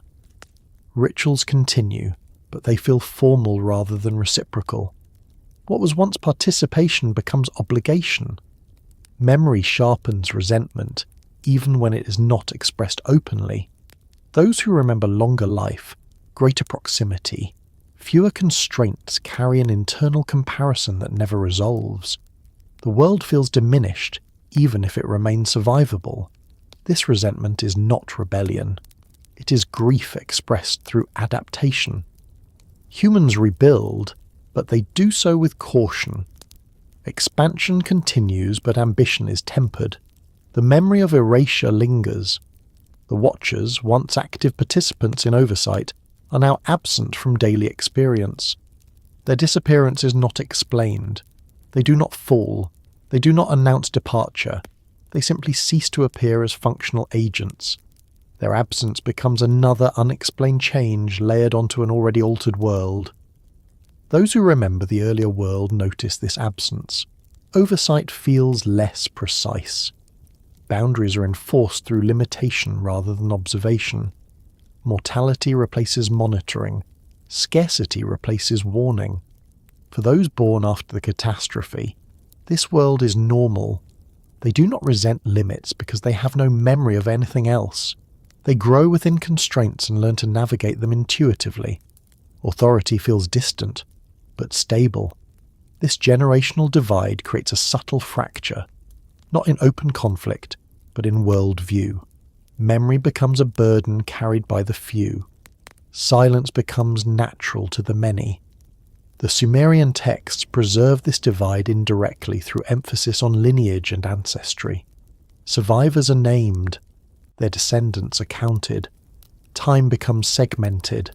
The past is acknowledged as different, but not described in detail. This selective preservation of memory is intentional. Too much memory destabilizes. Too little erases context. The texts strike a careful balance, preserving enough to explain limits, but not enough to invite resistance. Resentment surfaces in indirect ways. Myths begin to encode loss. Stories emphasize decline.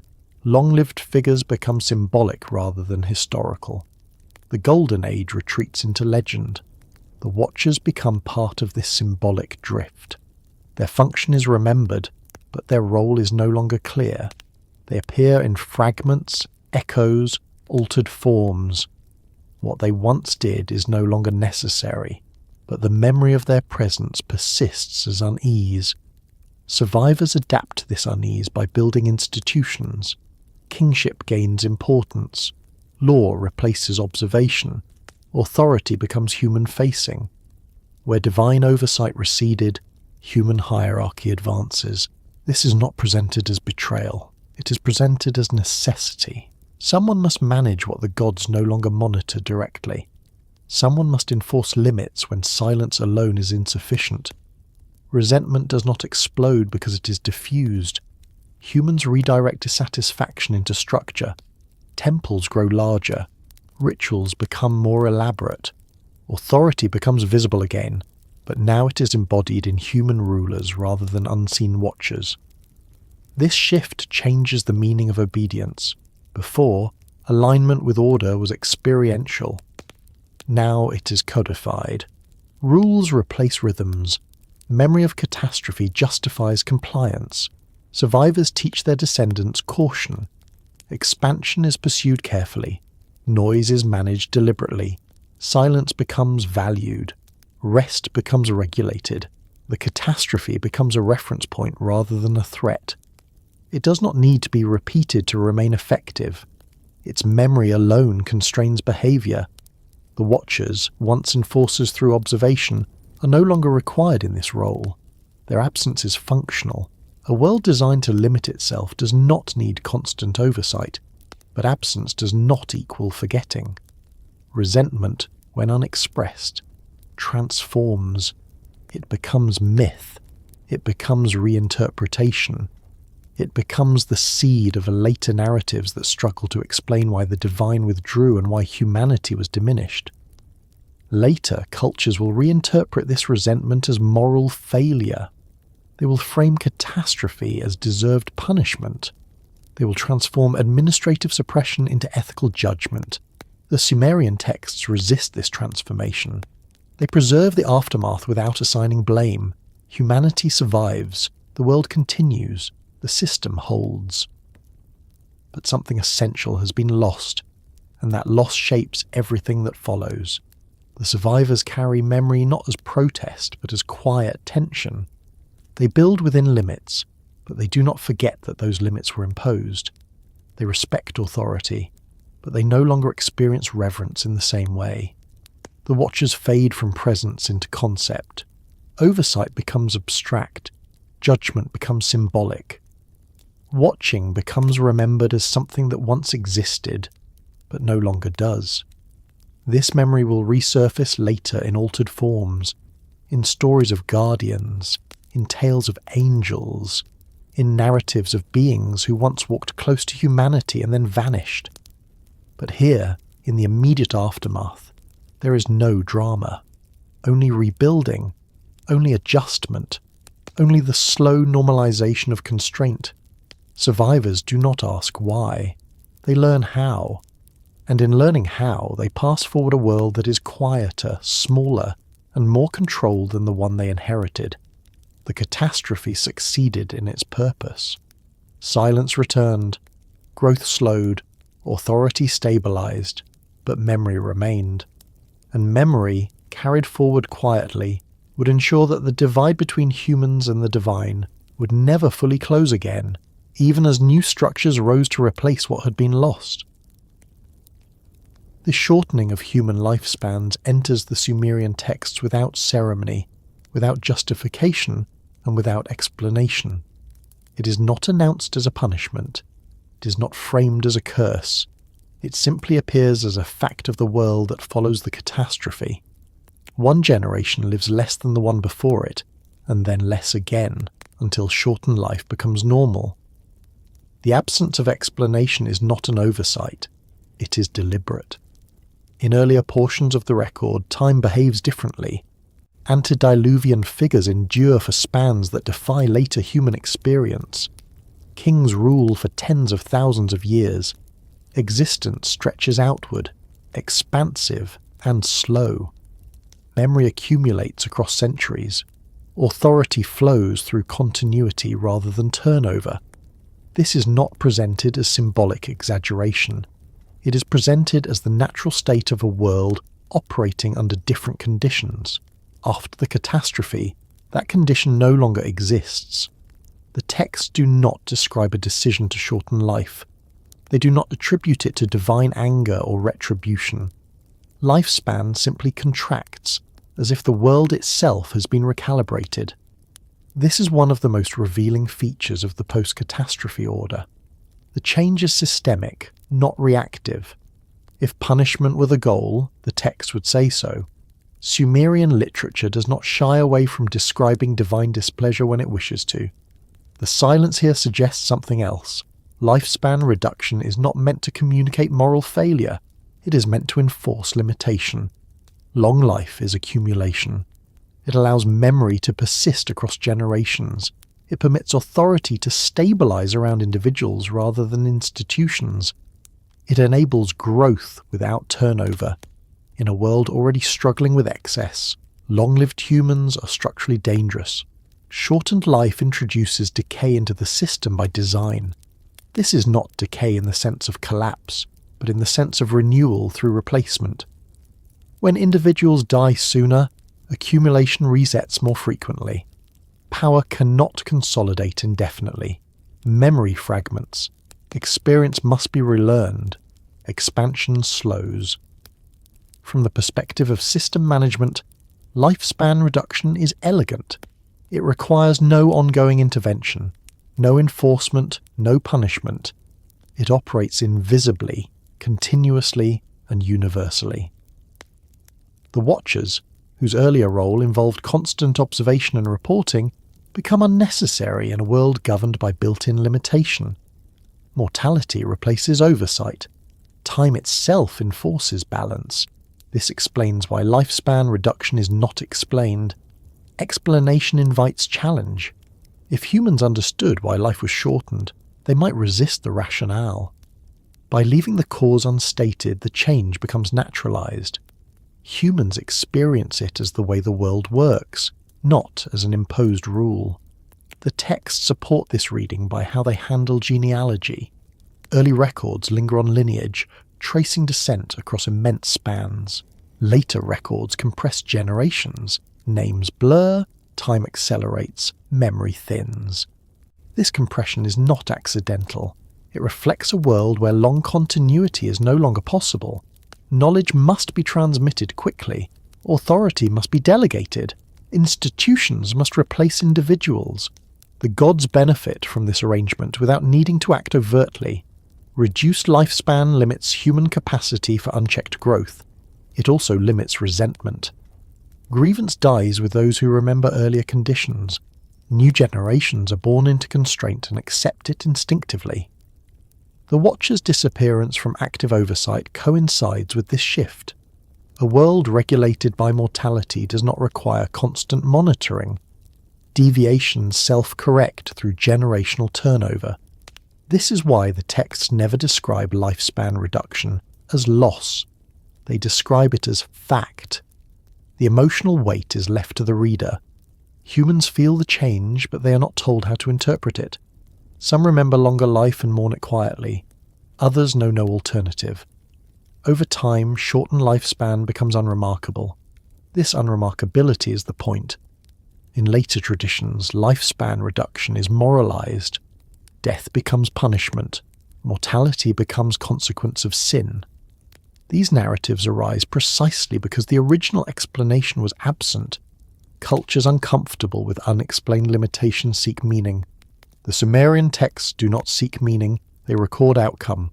Lifespan shortens because the world can no longer support long-lived humans without destabilizing. The catastrophe addressed scale abruptly. Mortality addresses it permanently. This interpretation also explains why divine-human proximity decreases at the same time. Long-lived humans who interact closely with gods blur boundaries. Short-lived humans do not. Distance becomes easier to maintain.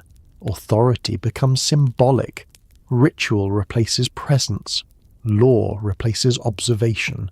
The Watchers, once essential to maintaining balance in a dynamic system, become relics of a previous order. Their role dissolves not because they failed, but because the system no longer needs them. The silence surrounding lifespan reduction preserves this logic. It avoids dramatization. It avoids justification. It allows the new order to solidify without debate. Humans adapt quickly to shorter lives. They build faster. They think in generations rather than centuries. They seek legacy through monuments and institutions rather than longevity. Egyptian culture will later crystallize this impulse, replacing long life with eternal memory. Tombs replace extended existence. Preservation replaces continuity. This is not coincidence. It is inheritance. The shortened lifespan pushes humanity toward externalizing permanence. Writing intensifies. Monumental architecture rises. Authority seeks durability beyond the individual. The gods, having withdrawn from close oversight, allow this redirection. It does not threaten balance. It channels human ambition away from expansion and toward preservation. The Watchers, once the memory keepers of balance, are replaced by stone, text, and ritual. Observation becomes archival. Judgment becomes codified. Lifespan reduction, then, is not an act of cruelty. It is a structural redesign. It limits accumulation. It enforces humility. It ensures turnover. The lack of explanation is itself an enforcement mechanism. Humans accept what they cannot argue against. Those who remember longer life become myths, heroes, ancestors. Their stories grow exaggerated as memory stretches backward into a world that feels increasingly unreal. This distortion further protects the new order. If the past feels mythic, the present feels inevitable. The Watchers recede into that mythic space alongside long-lived kings and vanished cities. They become part of an earlier age that no longer obeys current rules. And with that, the system stabilizes. Humans live shorter lives. Gods remain distant. Oversight is embedded in mortality itself. Balance is maintained without constant intervention. The texts move forward without pause, as if nothing unusual has happened. And that, perhaps, is the most revealing detail of all. The withdrawal of the gods from daily life does not happen as an event.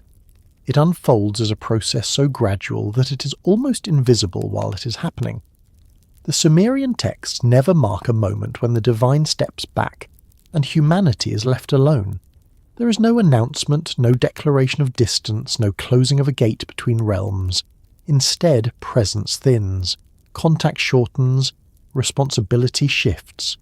And over time, what was once ordinary becomes unimaginable. In the earliest layers of the record, divine presence is assumed. Gods move through the world as part of its operation.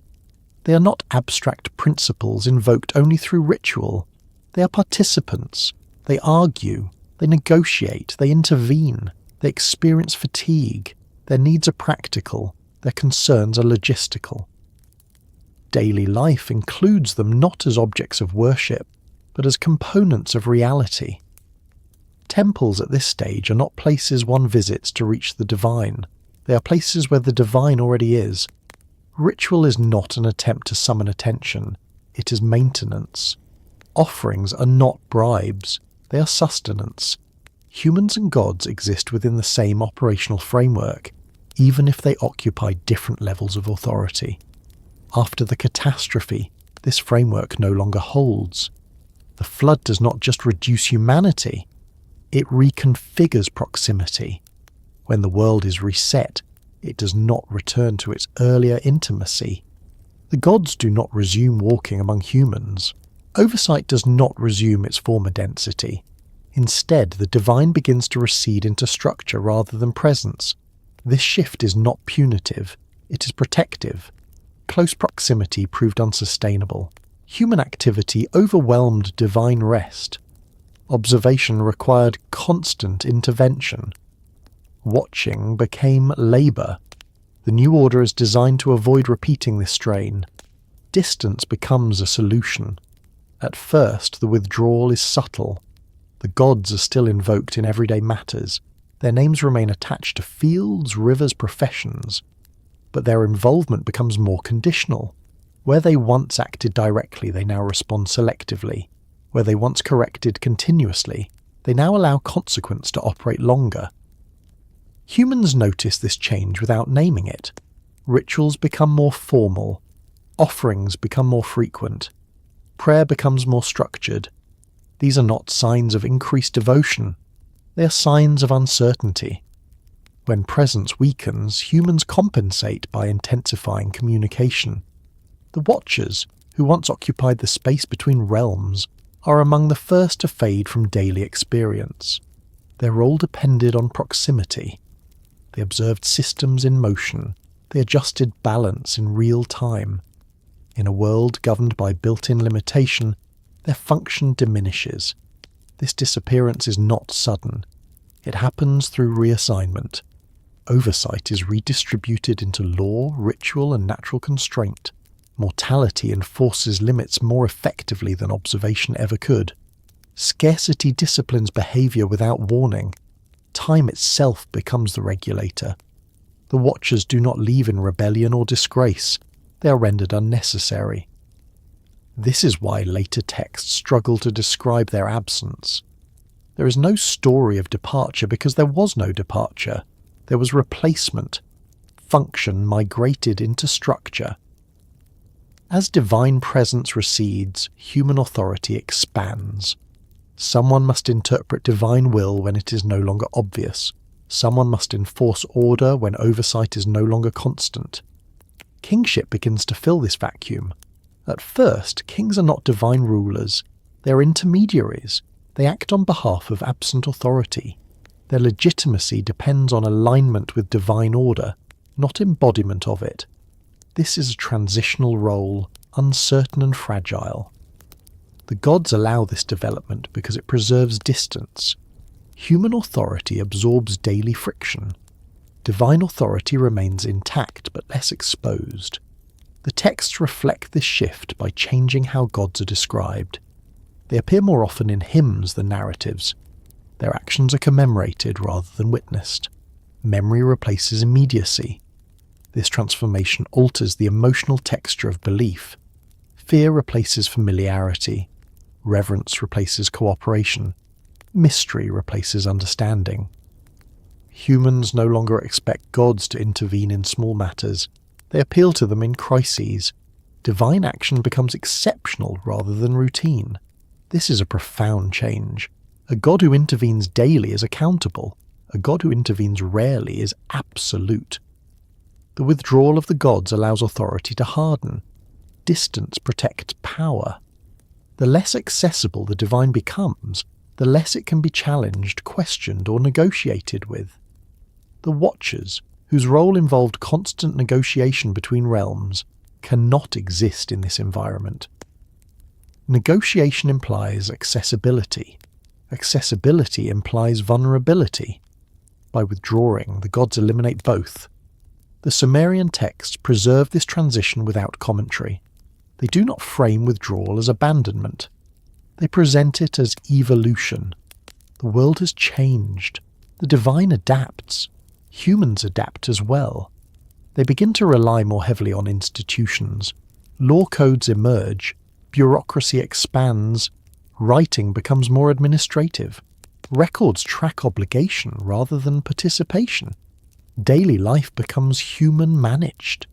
This does not mean the gods are forgotten. They are elevated. Their distance increases their significance. Temples become grander. Ritual becomes more elaborate. The divine is no longer woven into the mundane. It is set apart. The Watchers, whose presence blurred boundaries, become increasingly difficult to conceptualize. Beings who belong to a world of proximity do not fit into a world of separation. This is how memory begins to distort them. Figures once associated with maintenance are reimagined as intruders. Oversight becomes surveillance. Watching becomes violation. What was once neutral now feels threatening in retrospect. The gradual withdrawal of the gods also explains the rise of moral framing in later traditions. When divine presence is direct, morality is situational. Consequence is immediate. When divine presence withdraws, morality must be codified. Behavior must be regulated through narrative rather than experience. Rules replace rhythms. Humans begin to interpret divine distance as judgment. Silence becomes meaningful. Absence demands explanation. Stories emerge to account for why the gods no longer walk among humans. These stories often place blame on humanity. Disobedience, corruption, hubris. Moral failure becomes a convenient explanation for withdrawal. The Sumerian texts resist this impulse. They never explicitly state that humans cause divine withdrawal. They record conditions, not verdicts. The gods withdraw because proximity was unsustainable, because oversight was exhausting, because management required distance. This pragmatic logic is difficult for later cultures to accept. Distance feels punitive.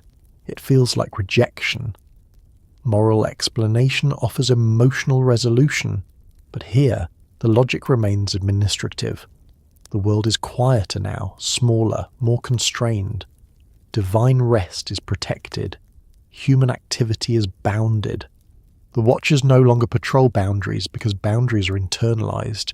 Lifespan, scarcity, and hierarchy enforce what observation once did. This redesign works. Humanity survives. Civilization continues. Expansion is slower, but more controlled. Memory of catastrophe enforces caution. The gods remain powerful but distant. Their authority is preserved precisely because it is no longer tested daily. This is the cost of stability. What is lost is intimacy. The sense that the divine shares the world. The feeling that order is negotiated rather than imposed. The Watchers embody that earlier intimacy. Their fading marks the end of a world where balance was maintained through presence rather than constraint. As time passes, this earlier world becomes mythic. Figures associated with it become exaggerated. Long-lived beings, Watchers, overseers are remembered as unnatural, dangerous, or fallen. Distance reshapes memory. The withdrawal of the gods is not abandonment. It is restructuring. It trades flexibility for durability. It sacrifices closeness for longevity. Egyptian civilization will inherit this post-withdrawal world fully formed. Its theology will normalize distance. Gods will rule from afar.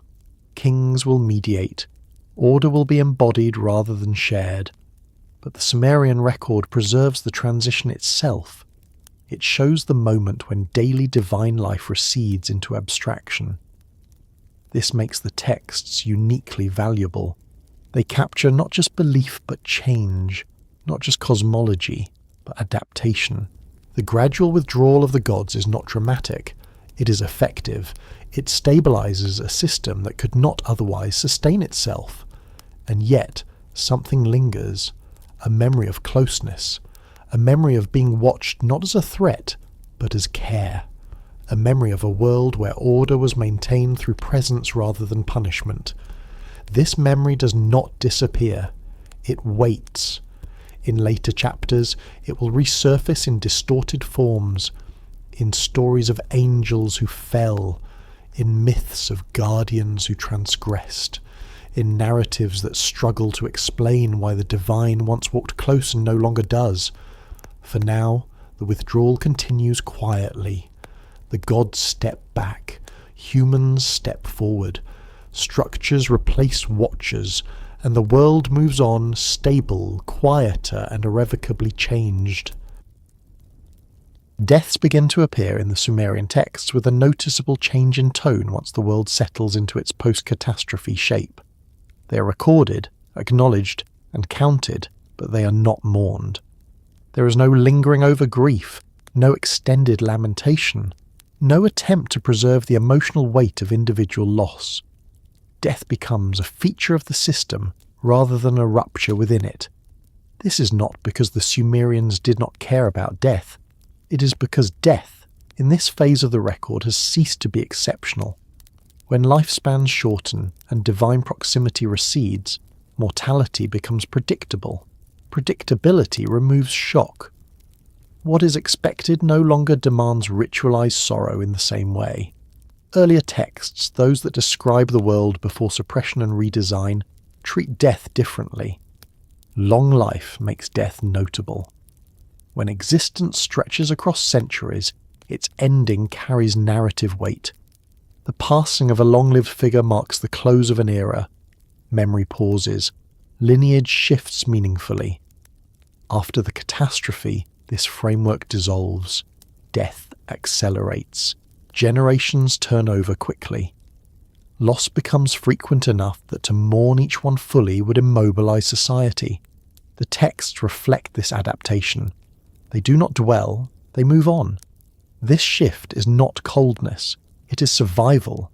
The new order requires continuity. Fields must be planted again, cities rebuilt, authority re-established. If grief halts labour, the system fails. Silence must be maintained, but not at the cost of function. The Watchers are already absent from daily oversight at this point. Their earlier role involved monitoring balance while life unfolded slowly. In a world of shortened lifespans, balance is maintained through turnover. Death becomes the regulator that watching once was. Because of this, death is described administratively. A king dies, a lineage ends, a city falls. The text records the fact and proceeds. There is no divine intervention to prevent it.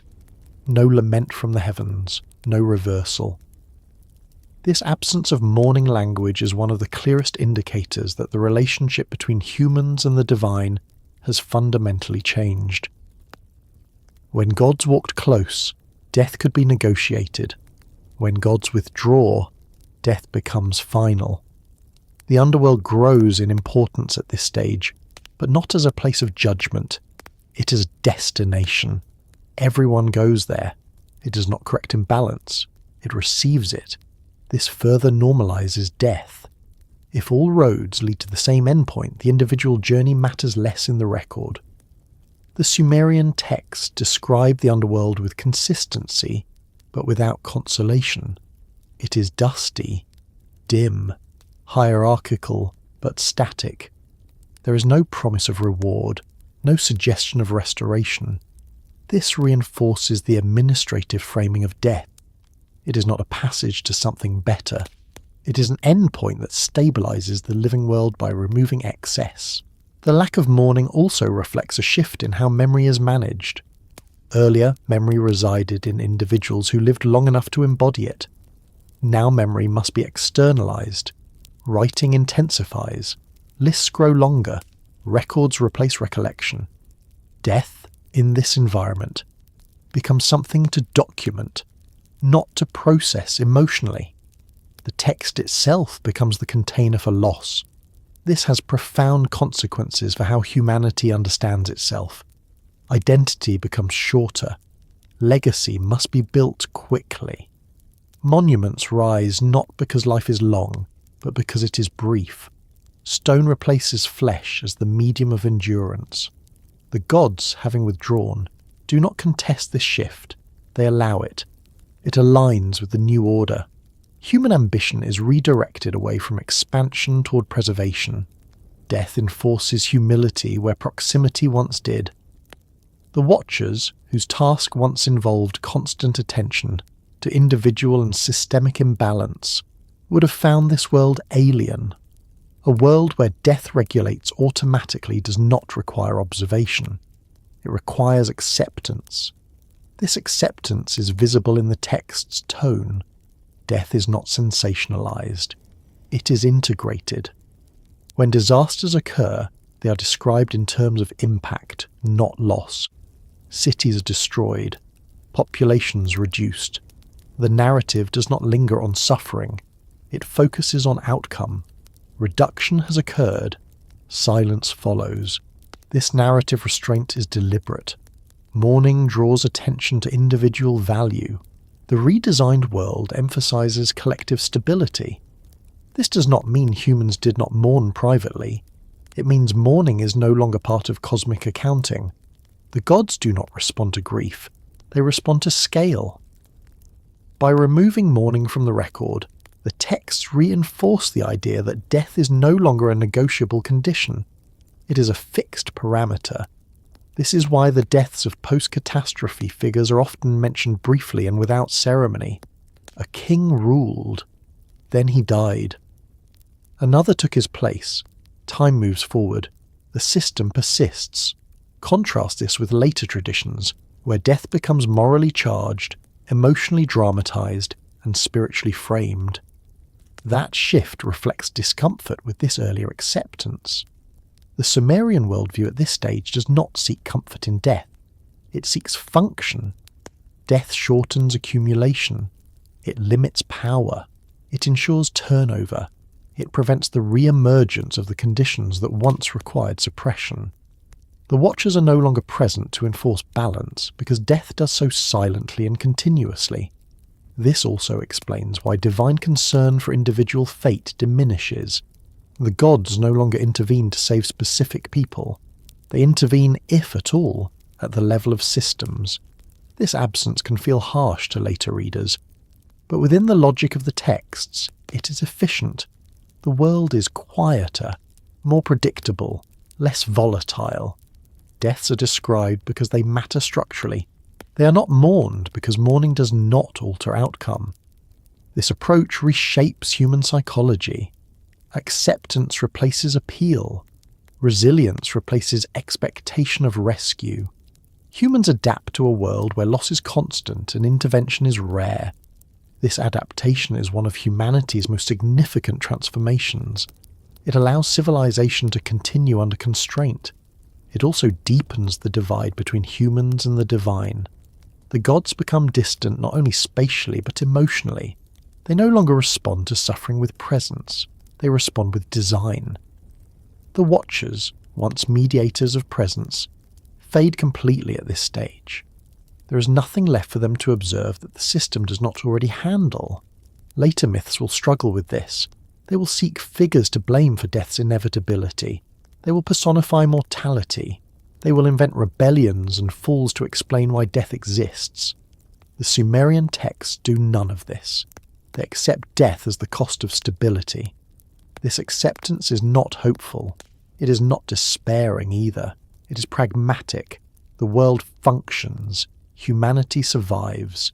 The system holds. Deaths accumulate unremarked, because remarking on them would suggest they could have been avoided. The redesigned world does not allow that suggestion. By not mourning in text, the Sumerians preserve clarity. Death is not divine failure. It is divine solution. This reframing alters how humans relate to authority. They no longer appeal for mercy in the same way. They comply. They adapt. They endure. Memory becomes selective. Long-lived figures of the past are remembered as extraordinary, even unnatural. Short-lived present humans feel ordinary by comparison. This distortion fuels later reinterpretations. Figures who once lived long become mythic. Beings associated with Oversight become threatening. The Watchers are remembered not as stabilizers, but as reminders of a time when death was negotiable. But here, in the immediate post-withdrawal world, there is no such reinterpretation yet. Only normalization. Death is written down. Then the text moves on. The absence of mourning is not cruelty. It is evidence of a world that has learned how to continue. As the narrative progresses, this normalization will allow new structures to emerge. Kingship will harden. Law will formalize. Authority will embed itself in institutions rather than presence. The gods will remain distant. Death will remain constant. And the Watchers, once necessary to balance a living, breathing system, will exist only as echoes, preserved not in lamentation, but in the quiet space left behind by a world that no longer needed them. Silence enters the Sumerian record without fanfare, and that is precisely what makes it so powerful. There is no proclamation that the gods have withdrawn, no lament carved into clay announcing abandonment. Instead, the texts simply stop describing what they once described constantly. Presence gives way to absence, not as a rupture, but as a condition. What was once assumed no longer needs to be mentioned, and that omission speaks louder than any declaration ever could. In the earliest layers of Sumerian writing, divine presence dominates daily life in ways that feel almost mundane. Gods move through narratives with the same regularity as rivers and winds. They argue, negotiate, complain, intervene, and adjust. Their proximity is not ceremonial, it is operational. The world functions because they are near enough to touch it. Order is maintained because someone is always watching. After the catastrophe and the restructuring that followed, this texture disappears. The gods do not vanish from belief. They vanish from immediacy. The texts no longer describe them entering daily affairs unless something has gone catastrophically wrong. Silence replaces familiarity. Distance replaces conversation. This silence is not emptiness. It is restraint. The redesigned world does not require constant divine adjustment. Mortality limits growth. Scarcity regulates ambition. Hierarchy absorbs friction. Where presence once maintained balance dynamically, silence now preserves it passively. The system no longer breathes, it holds. For humans, this change is unsettling precisely because it is quiet. There is no moment when one can say, "This is when the gods left." Instead, there is a gradual realization that nothing answers the way it once did. Requests linger longer. Omens require interpretation rather than explanation. Rituals become repetitive rather than responsive. The Watchers, whose role depended entirely on presence, are the first casualties of this silence. Their function was to stand in the space where divine awareness touched human activity. When that space collapses into distance, watching loses meaning. There is nothing to mediate when interaction itself becomes rare. This is why the Watchers are not described as departing. They are simply no longer referenced in the same way. Oversight dissolves into background structure. Silence takes over their work.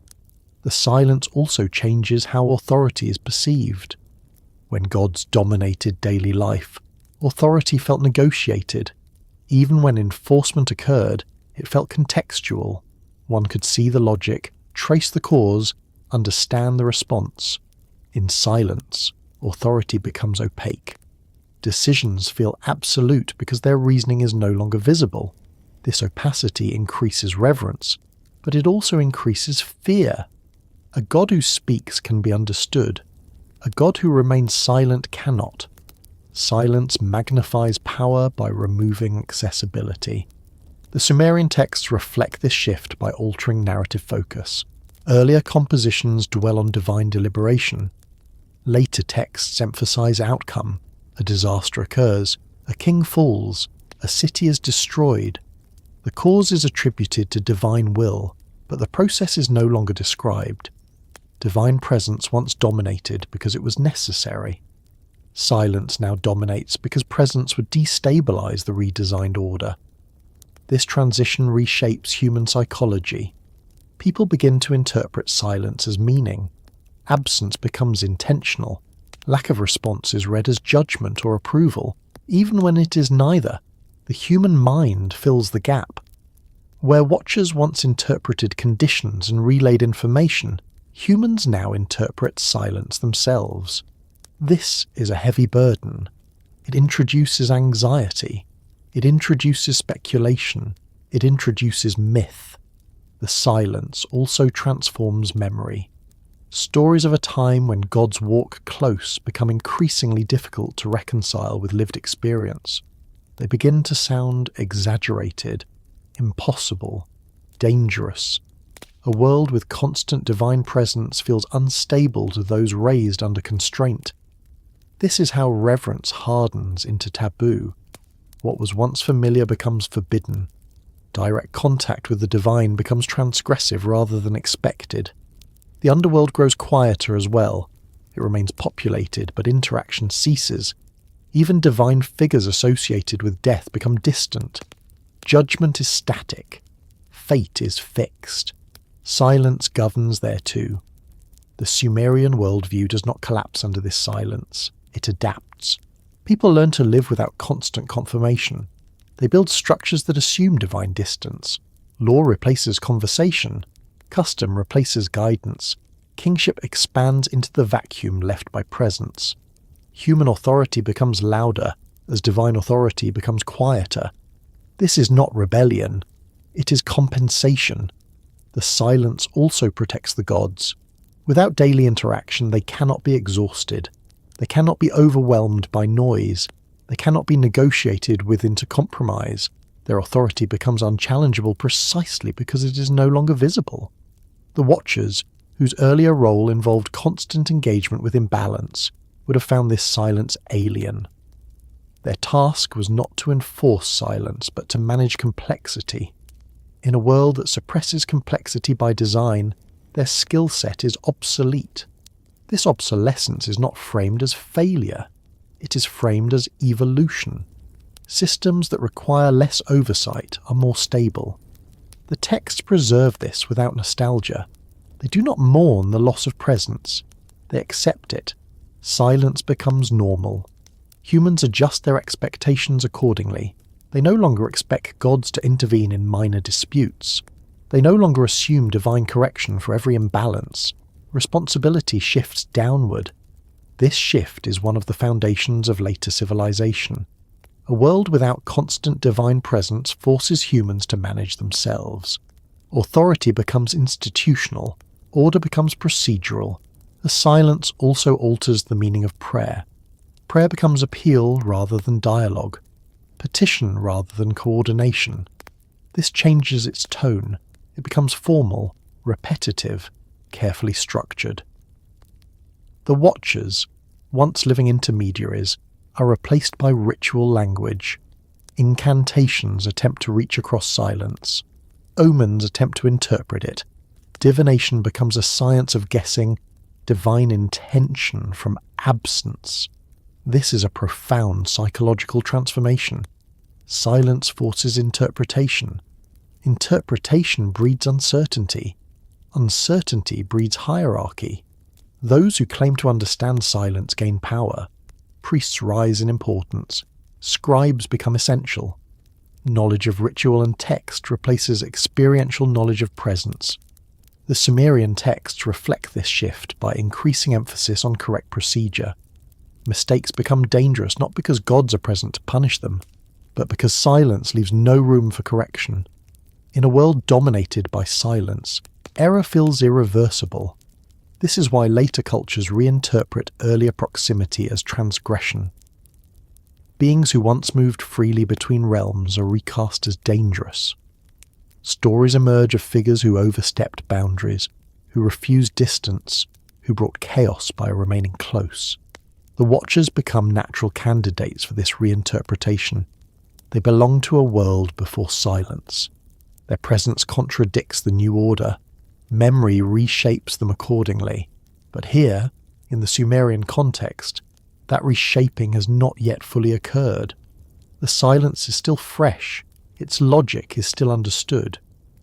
Divine presence once dominated because the world required constant adjustment. Silence dominates now because the world has been redesigned to suppress instability automatically. This redesign works. Civilization persists. Growth continues under constraint. Noise is managed. Authority stabilizes. But intimacy is gone. The texts do not grieve this loss. They record it through omission. Where gods once spoke, they no longer do. Where Watchers once stood, there is now structure. This absence becomes the defining feature of the post-catastrophe world. Silence is no longer an interval. It is the default. Humans grow accustomed to it. Children are born into it. They do not feel abandoned. They feel ordered. Only fragments of memory preserve the earlier world. Long-lived ancestors, beings who watched, gods who complained, a time when divine presence was heavy enough to disturb sleep. These fragments survive as stories, stripped of context. Later generations struggle to understand why such closeness would ever have existed. From their perspective, silence feels safer. The gods, having secured distance, no longer need watchers to stand between realms. Silence does that work more efficiently. The cost is that misunderstanding grows. Without presence, divine intention must be inferred. Inference breeds mythology. Mythology breeds reinterpretation. Over time, silence will be filled with new narratives. Angels will replace watchers. Fallen beings will explain absence. Moral failure will explain distance. But at this stage, the silence is still simply silence. It is not yet explained away. The Sumerian texts preserve this moment with remarkable restraint. They do not rush to justify divine withdrawal. They do not assign blame. They allow silence to exist as fact. This honesty is what makes the record so unsettling. It refuses comfort.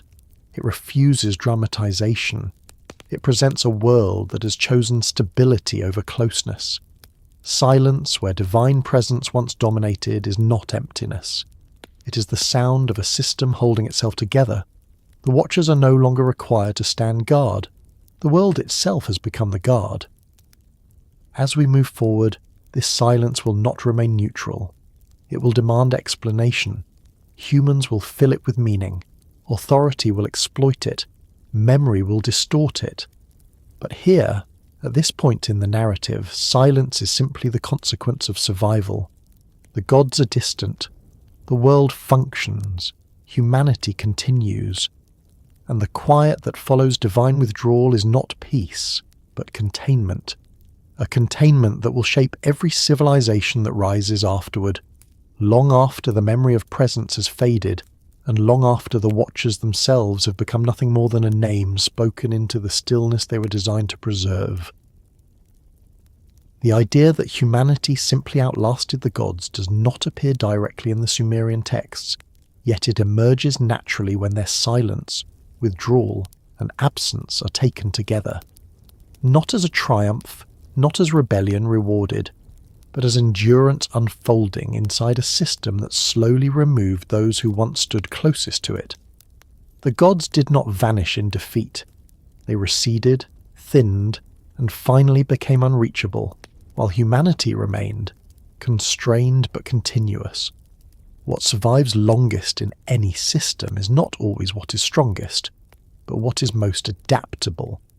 The Sumerian record quietly suggests this without ever stating it outright. Gods were powerful, but their power was bound to proximity. They governed through presence, oversight, and direct involvement. When that involvement became unsustainable, their solution was distance. Humanity, by contrast, learned to survive without proximity. That difference mattered. In the earliest layers of the text, divine beings dominate because the world itself is unfinished. Systems are new. Boundaries are fragile. Oversight is necessary. The gods are not symbols at this stage. They are operators. They are part of the machinery that keeps reality from collapsing back into undifferentiated chaos. Humanity exists within that machinery, not apart from it. As long as this remains true, the gods are indispensable. But once the world is redesigned to regulate itself through limitation, the logic changes. Mortality replaces monitoring. Scarcity replaces warning. Hierarchy replaces negotiation. The system no longer needs constant divine adjustment. It can run on constraints embedded into human existence. This redesign does not weaken the gods. It makes them unnecessary in daily life. The Watchers disappear first because they were closest to the operational layer of reality. Their role depended entirely on proximity. When proximity becomes dangerous, their function evaporates. There is no failure here, only redundancy. The greater gods follow more slowly. Their names remain, their authority persists, but their activity fades. They intervene less, they speak less. Eventually they are encountered only through ritual, memory, and interpretation. Humanity, meanwhile, continues. This continuation is not framed as victory. Humans do not replace the gods. They do not overthrow them. They adapt to absence. They learn to live within constraints. They build institutions that assume divine distance rather than divine presence. This is endurance, not conquest. The Sumerian texts never celebrate this endurance. They record it matter-of-factly. Kings rule shorter lives. Cities rise and fall. Lineages break. Memory fragments. But humanity persists as a category even as individual humans pass quickly. The gods, by contrast, persist as names, roles, and concepts, but not as participants. Their withdrawal removes them from the stream of consequence. They become static, immutable, timeless, but also unreachable. This creates a strange inversion. Humans become dynamic, fragile, replaceable, but continuous. Gods become eternal, stable, but absent. In practical terms, the living world begins to belong more to humans than to gods, not in ownership, but in responsibility. Humans now manage agriculture, law, conflict, and continuity largely on their own. Divine authority still exists, but it is invoked rather than experienced. This shift is subtle enough that later cultures struggle to recognize it.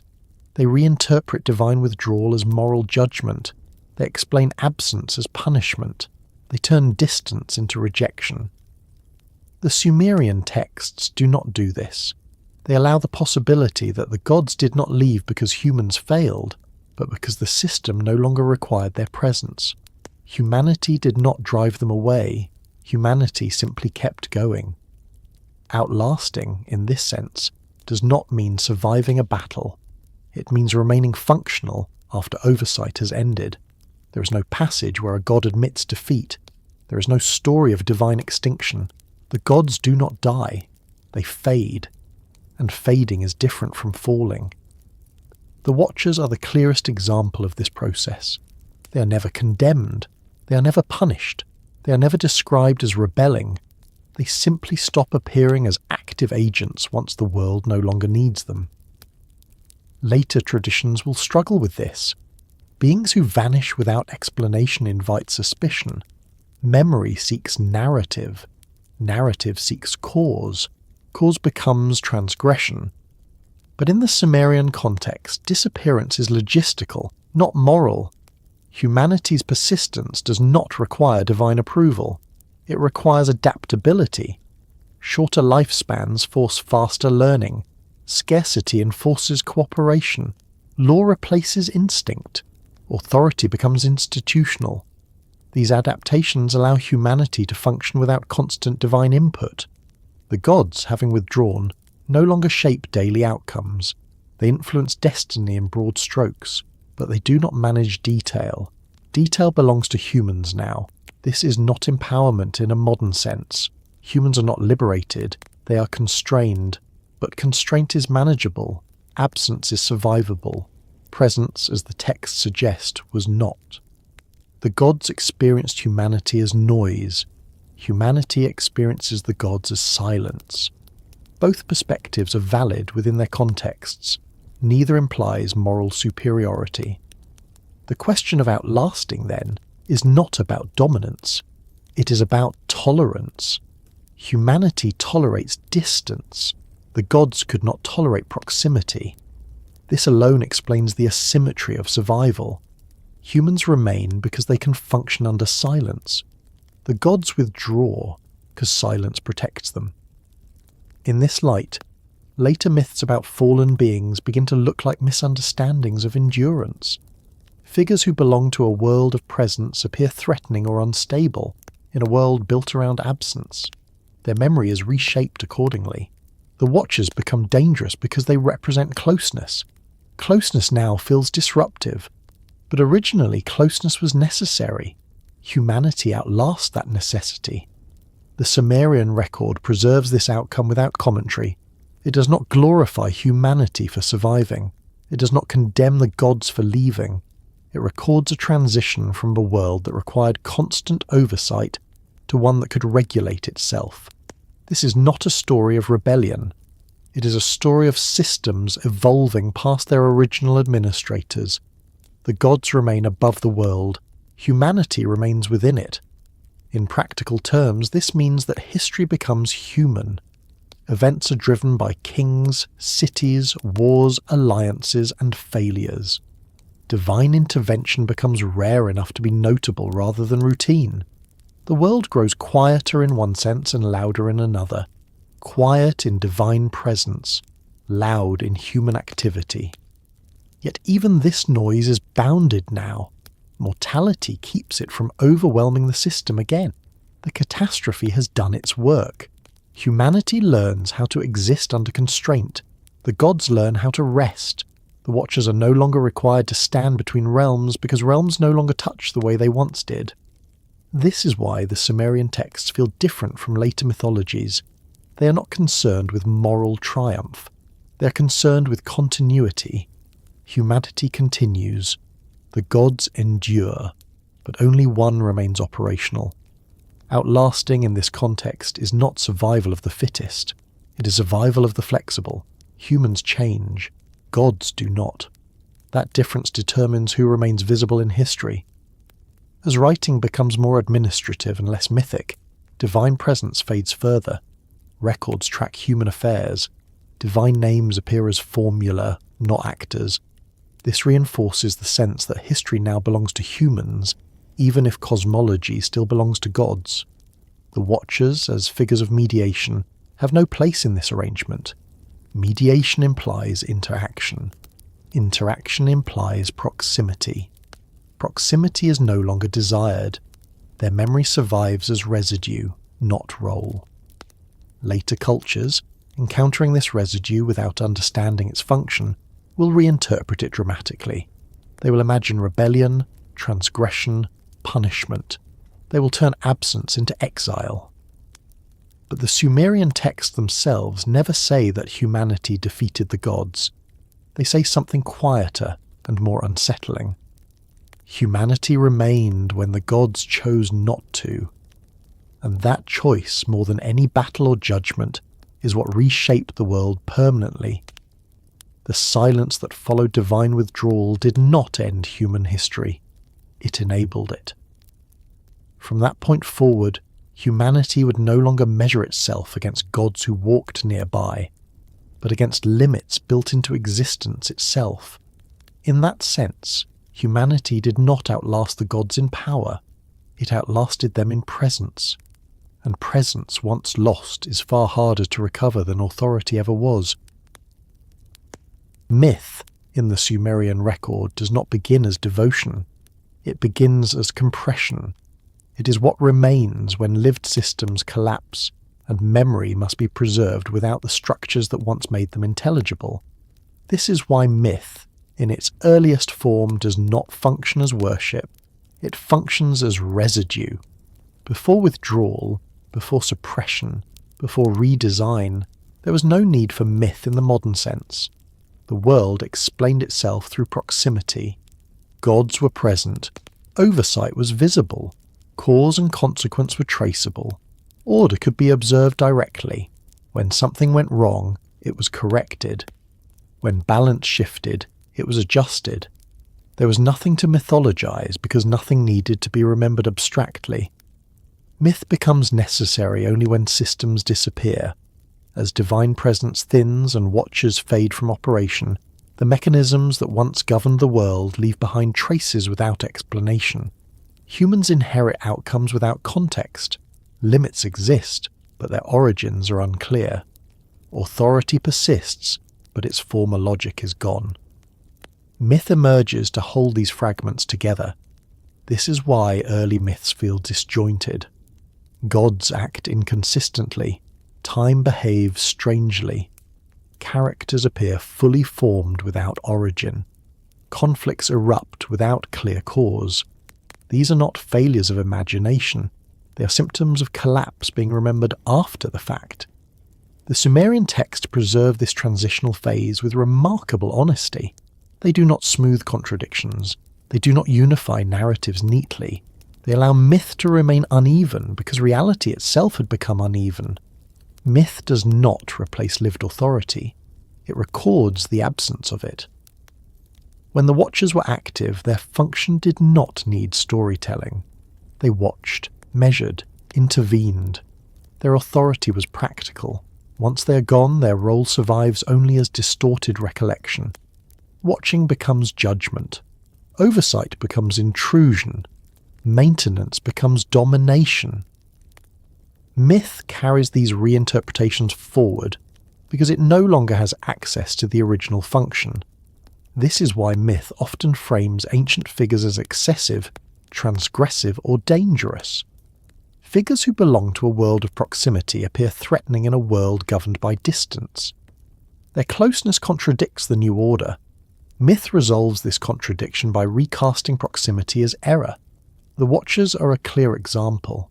In lived reality, they were stabilizers. In myth, they become violators. The shift does not reflect what they did. It reflects what they represent after collapse. Worship, by contrast, requires stability. It assumes a known hierarchy, a clear boundary between human and divine, a predictable mode of interaction.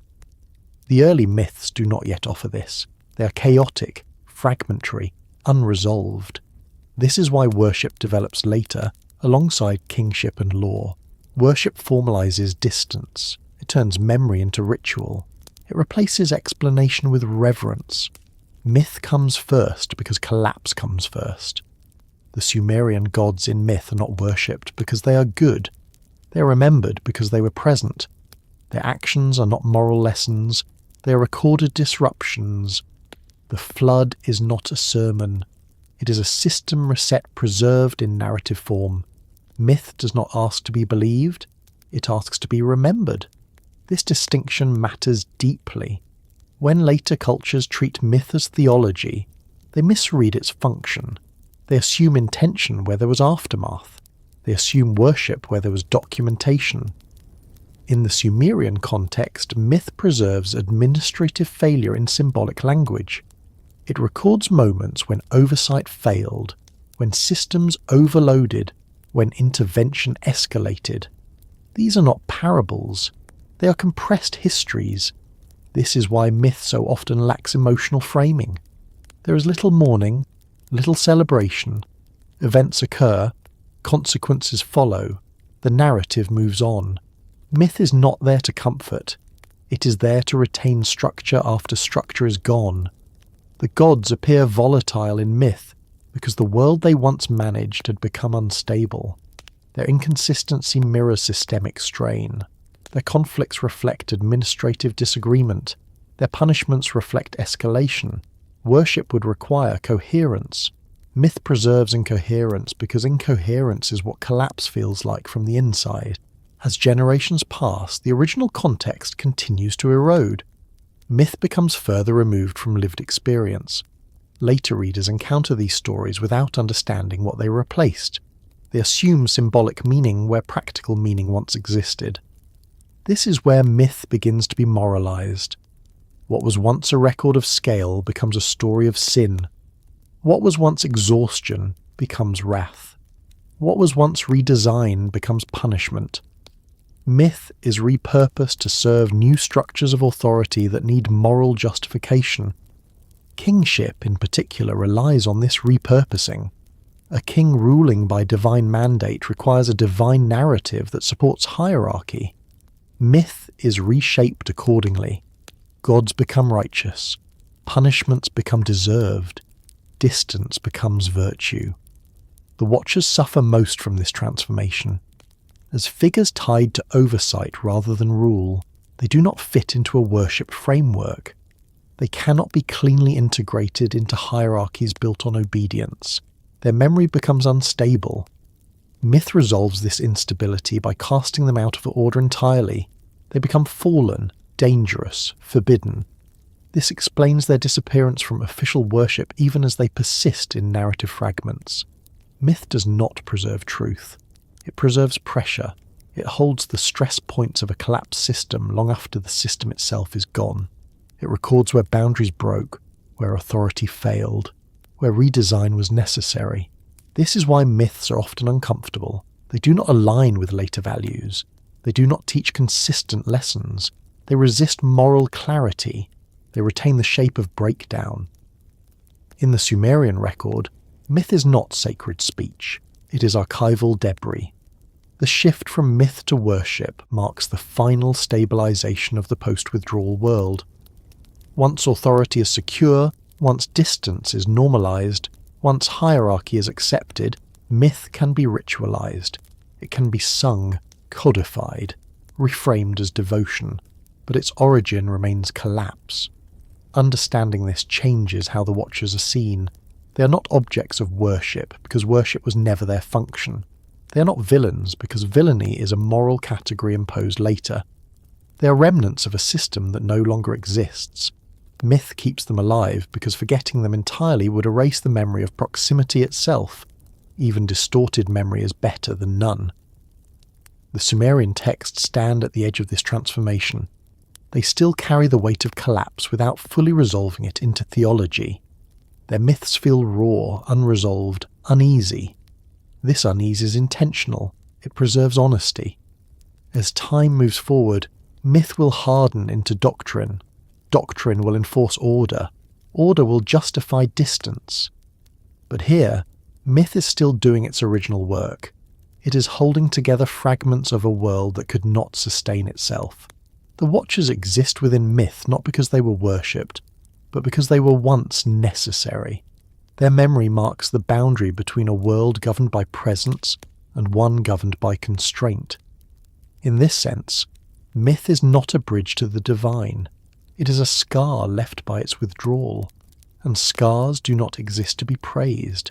They exist to mark where something broke and healed incorrectly. The Sumerian myths are full of these marks: gods who argue, floods that silence, lifespans that shrink without explanation, figures who vanish without judgment. These are not theological statements. They are records of systemic failure translated into story, because story is what remains when operation ends. Myth survives collapse because it does not require the system to function. It requires only memory. Worship, by contrast, requires order. It requires distance. It requires stability. The fact that myth comes first tells us everything. The Watchers belong to myth, not because they were imaginary, but because the world that made them necessary no longer exists. Their memory persists as distortion, because distortion is what happens when function outlasts context. As we move toward the final stages of this narrative, this understanding becomes critical. Without it, later reinterpretations will appear authoritative rather than compensatory. Myth, here, is not belief, it is aftermath. And what it records is not reverence for the divine, but the long shadow left behind when divine presence could no longer be sustained. The possibility that the gods were not eternal does not arrive in the Sumerian texts as a challenge to belief. It appears as an implication, quiet and unsettling, woven into the structure of the record rather than stated outright. Eternity is never claimed in the way later traditions would insist upon it. Instead, duration varies, presence fades, authority shifts, and what remains suggests not timeless beings, but participants bound to phases of the world itself. In the earliest layers, gods emerge already embedded in an existing order. They are not described as originating the universe from nothing. They inherit domains, they assume roles, they take responsibility for systems that already exist. This alone places them inside time rather than outside it. A being that enters an order is not eternal in the absolute sense. It is contextual. The Sumerian gods have genealogies. They have predecessors. They replace one another in authority. These details are often overlooked, dismissed as mythic ornament, but they matter deeply. Genealogy implies sequence. Sequence implies change. Change implies limitation. Eternal beings do not need succession, yet the text repeatedly emphasize it. Older gods give way to younger ones. Authority is reassigned. Domains shift hands. Conflict arises not between good and evil, but between generations of power. This generational structure mirrors human systems too closely to be coincidence. It suggests that divine authority, like human authority, is subject to conditions. It adapts, it reorganizes. It does not exist unchanged across all time. The flood reinforces this implication. A truly eternal order would not require suppression to survive. It would not need redesign. The flood is an admission that the existing system, overseen by the gods as they were, could not sustain itself indefinitely. Eternity does not redesign itself, it simply endures. What we see instead is intervention followed by withdrawal. The gods do not fix the system and return to their original mode of presence. They change how they relate to the world. They retreat. They allow mortality, scarcity, and distance to take over their former roles. This suggests adaptation, not timelessness. The Watchers make this implication impossible to ignore. Their entire function depends on proximity and activity. They watch because systems fluctuate. They intervene because balance shifts. A static, eternal order would not require them. The fact that the Watchers disappear without condemnation or replacement indicates that their role was phase-specific. They belong to a world that no longer exists. Their obsolescence implies that divine operation itself was temporary. The gods do not mourn the Watchers' disappearance. They do not restore them. They allow the system to proceed without them. This acceptance further undermines the idea of eternal divine presence in its original form. What remains eternal, if anything, is not the gods themselves, but the need for order. The Sumerian texts seem far more committed to preserving structure than to preserving personalities.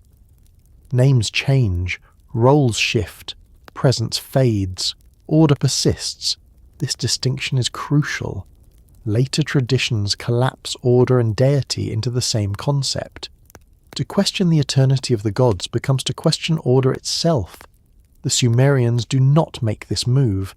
They allow gods to change while order remains.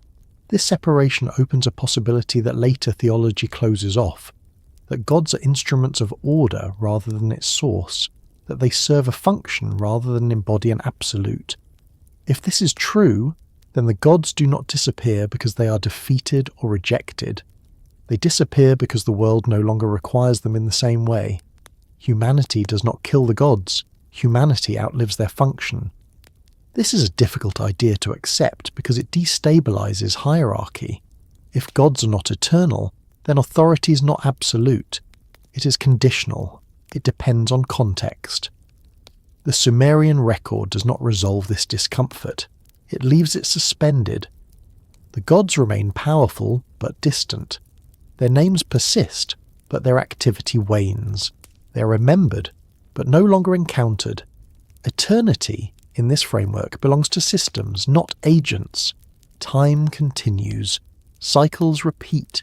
Civilizations rise and fall. The world persists under constraint. The gods, once embedded in daily operation, retreat into abstraction. This abstraction allows them to appear eternal in later memory. Distance creates illusion. A god who no longer acts cannot be observed changing. A god who does not intervene cannot be seen failing. Silence masquerades as permanence. The Watchers, by contrast, cannot benefit from this illusion. Their role required action. Their disappearance is obvious. They become the clearest evidence that divine figures were once active and are no longer. This is why later traditions struggle so intensely with them. Beings who are clearly no longer present but were once necessary force the question of duration. Were they destroyed? Were they punished? Were they banished? The Sumerian texts offer a quieter answer. They were finished. Finished not in judgment, but in relevance. If the gods were not eternal in their active form, then the world they managed passed through phases. A phase of proximity, a phase of strain, a phase of suppression, a phase of withdrawal, and finally, a phase of distance. Humanity exists entirely within the later phases. It remembers the earlier ones imperfectly. This imperfect memory becomes myth. Myth reshapes duration into morality. Fading becomes falling. Obsolescence becomes transgression. Withdrawal becomes exile. But these are reinterpretations, not records. The original record suggests something more unsettling and more restrained, that the gods, like all administrators of systems, were subject to the limits of those systems. When the system changed, so did they. Eternity then was never promised. It was inferred later, when absence needed explanation. The Sumerian texts do not claim the gods always were and always will be. They show the gods arriving, acting, struggling, withdrawing. This does not diminish them. It contextualizes them. It also reframes humanity's place in the cosmos. Humans are not late arrivals to an eternal hierarchy. They are participants in a long sequence of adaptation. The gods came when the world required direct oversight. Humanity remains when the world no longer does. If this is true, then divinity is not a fixed category. It is a role assigned by necessity. The Watchers held one such role, the gods held another, kings would later hold a third. None of these roles are eternal. Only the pressure for order persists. This reading does not strip the world of meaning. It shifts meaning away from permanence and toward function. The gods mattered because they worked. The Watchers mattered because they watched. Humanity matters because it adapts. Eternity belongs to neither gods nor humans. It belongs to continuity itself. The Sumerian texts do not preach this conclusion. They imply it through omission, through fading presence, through changing emphasis. They leave us with a world where the gods are no longer central to daily life, but the world continues regardless. If the gods were not eternal, then divine authority was a phase, not a constant. A necessary stage in the development of order, not its final form. This idea explains why later cultures cling so tightly to eternal gods. Eternity restores certainty where adaptation creates unease. But the Sumerian record is not interested in comfort. It preserves transition. And what that transition suggests is that even the divine can be temporary when the structure it served no longer requires it. As we approach the final reflection, this implication becomes unavoidable. If the gods were not eternal, then neither rebellion nor worship fully explains what happened. Only change does, and change, once accepted, alters how we understand everything that came before, including the Watchers, the gods, and the long silence that followed their retreat. As the world grows quiet at the end of this long sequence of change, there is a final realization that settles not as an answer, but as a condition. If the gods ended, or more precisely, if their presence ended, something else continued without pause. The Sumerian texts never frame this continuation as victory, punishment, or reward. They simply allow it to exist. What remains is not divine and not eternal, but persistent. What remains is humanity, shaped by limits it did not choose, living within a system that no longer requires constant oversight. The world did not collapse when the gods withdrew from daily life. It recalibrated. Fields were still planted, cities still rose, kings ruled, laws formed, writing expanded. Memory moved outward into stone and clay rather than living bodies. The absence of the gods did not create emptiness, it created space. In that space, authority changed form. Order no longer arrived through presence, it arrived through structure. The divine no longer walked among humans, but its influence lingered as boundary rather than voice. Mortality replaced monitoring. Scarcity replaced warning.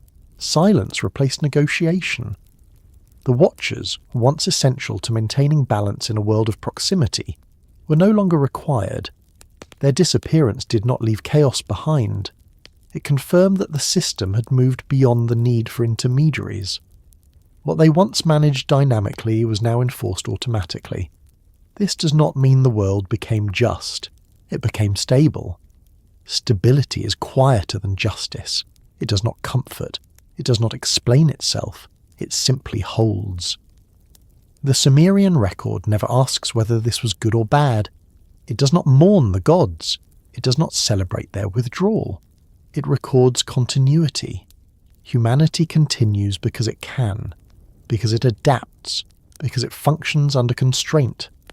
What remains, then, is not a ruler, not a watcher, not a god in the earlier sense. What remains is a pattern, a cycle of rise, strain, correction, and persistence.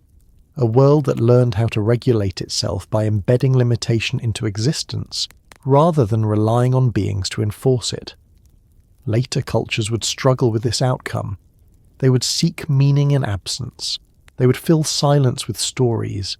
They would imagine rebellions, falls, punishments, and eternal hierarchies to explain why closeness ended.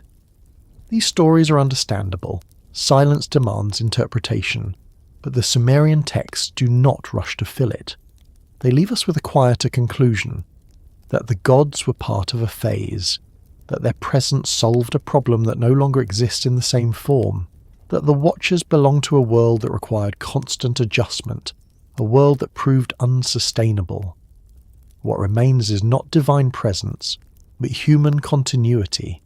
This continuity is not triumphant. It is not enlightened. It is restrained, fragile, and finite. Humans live shorter lives. They forget more quickly. They rebuild repeatedly. They make the same mistakes in smaller scales. They endure.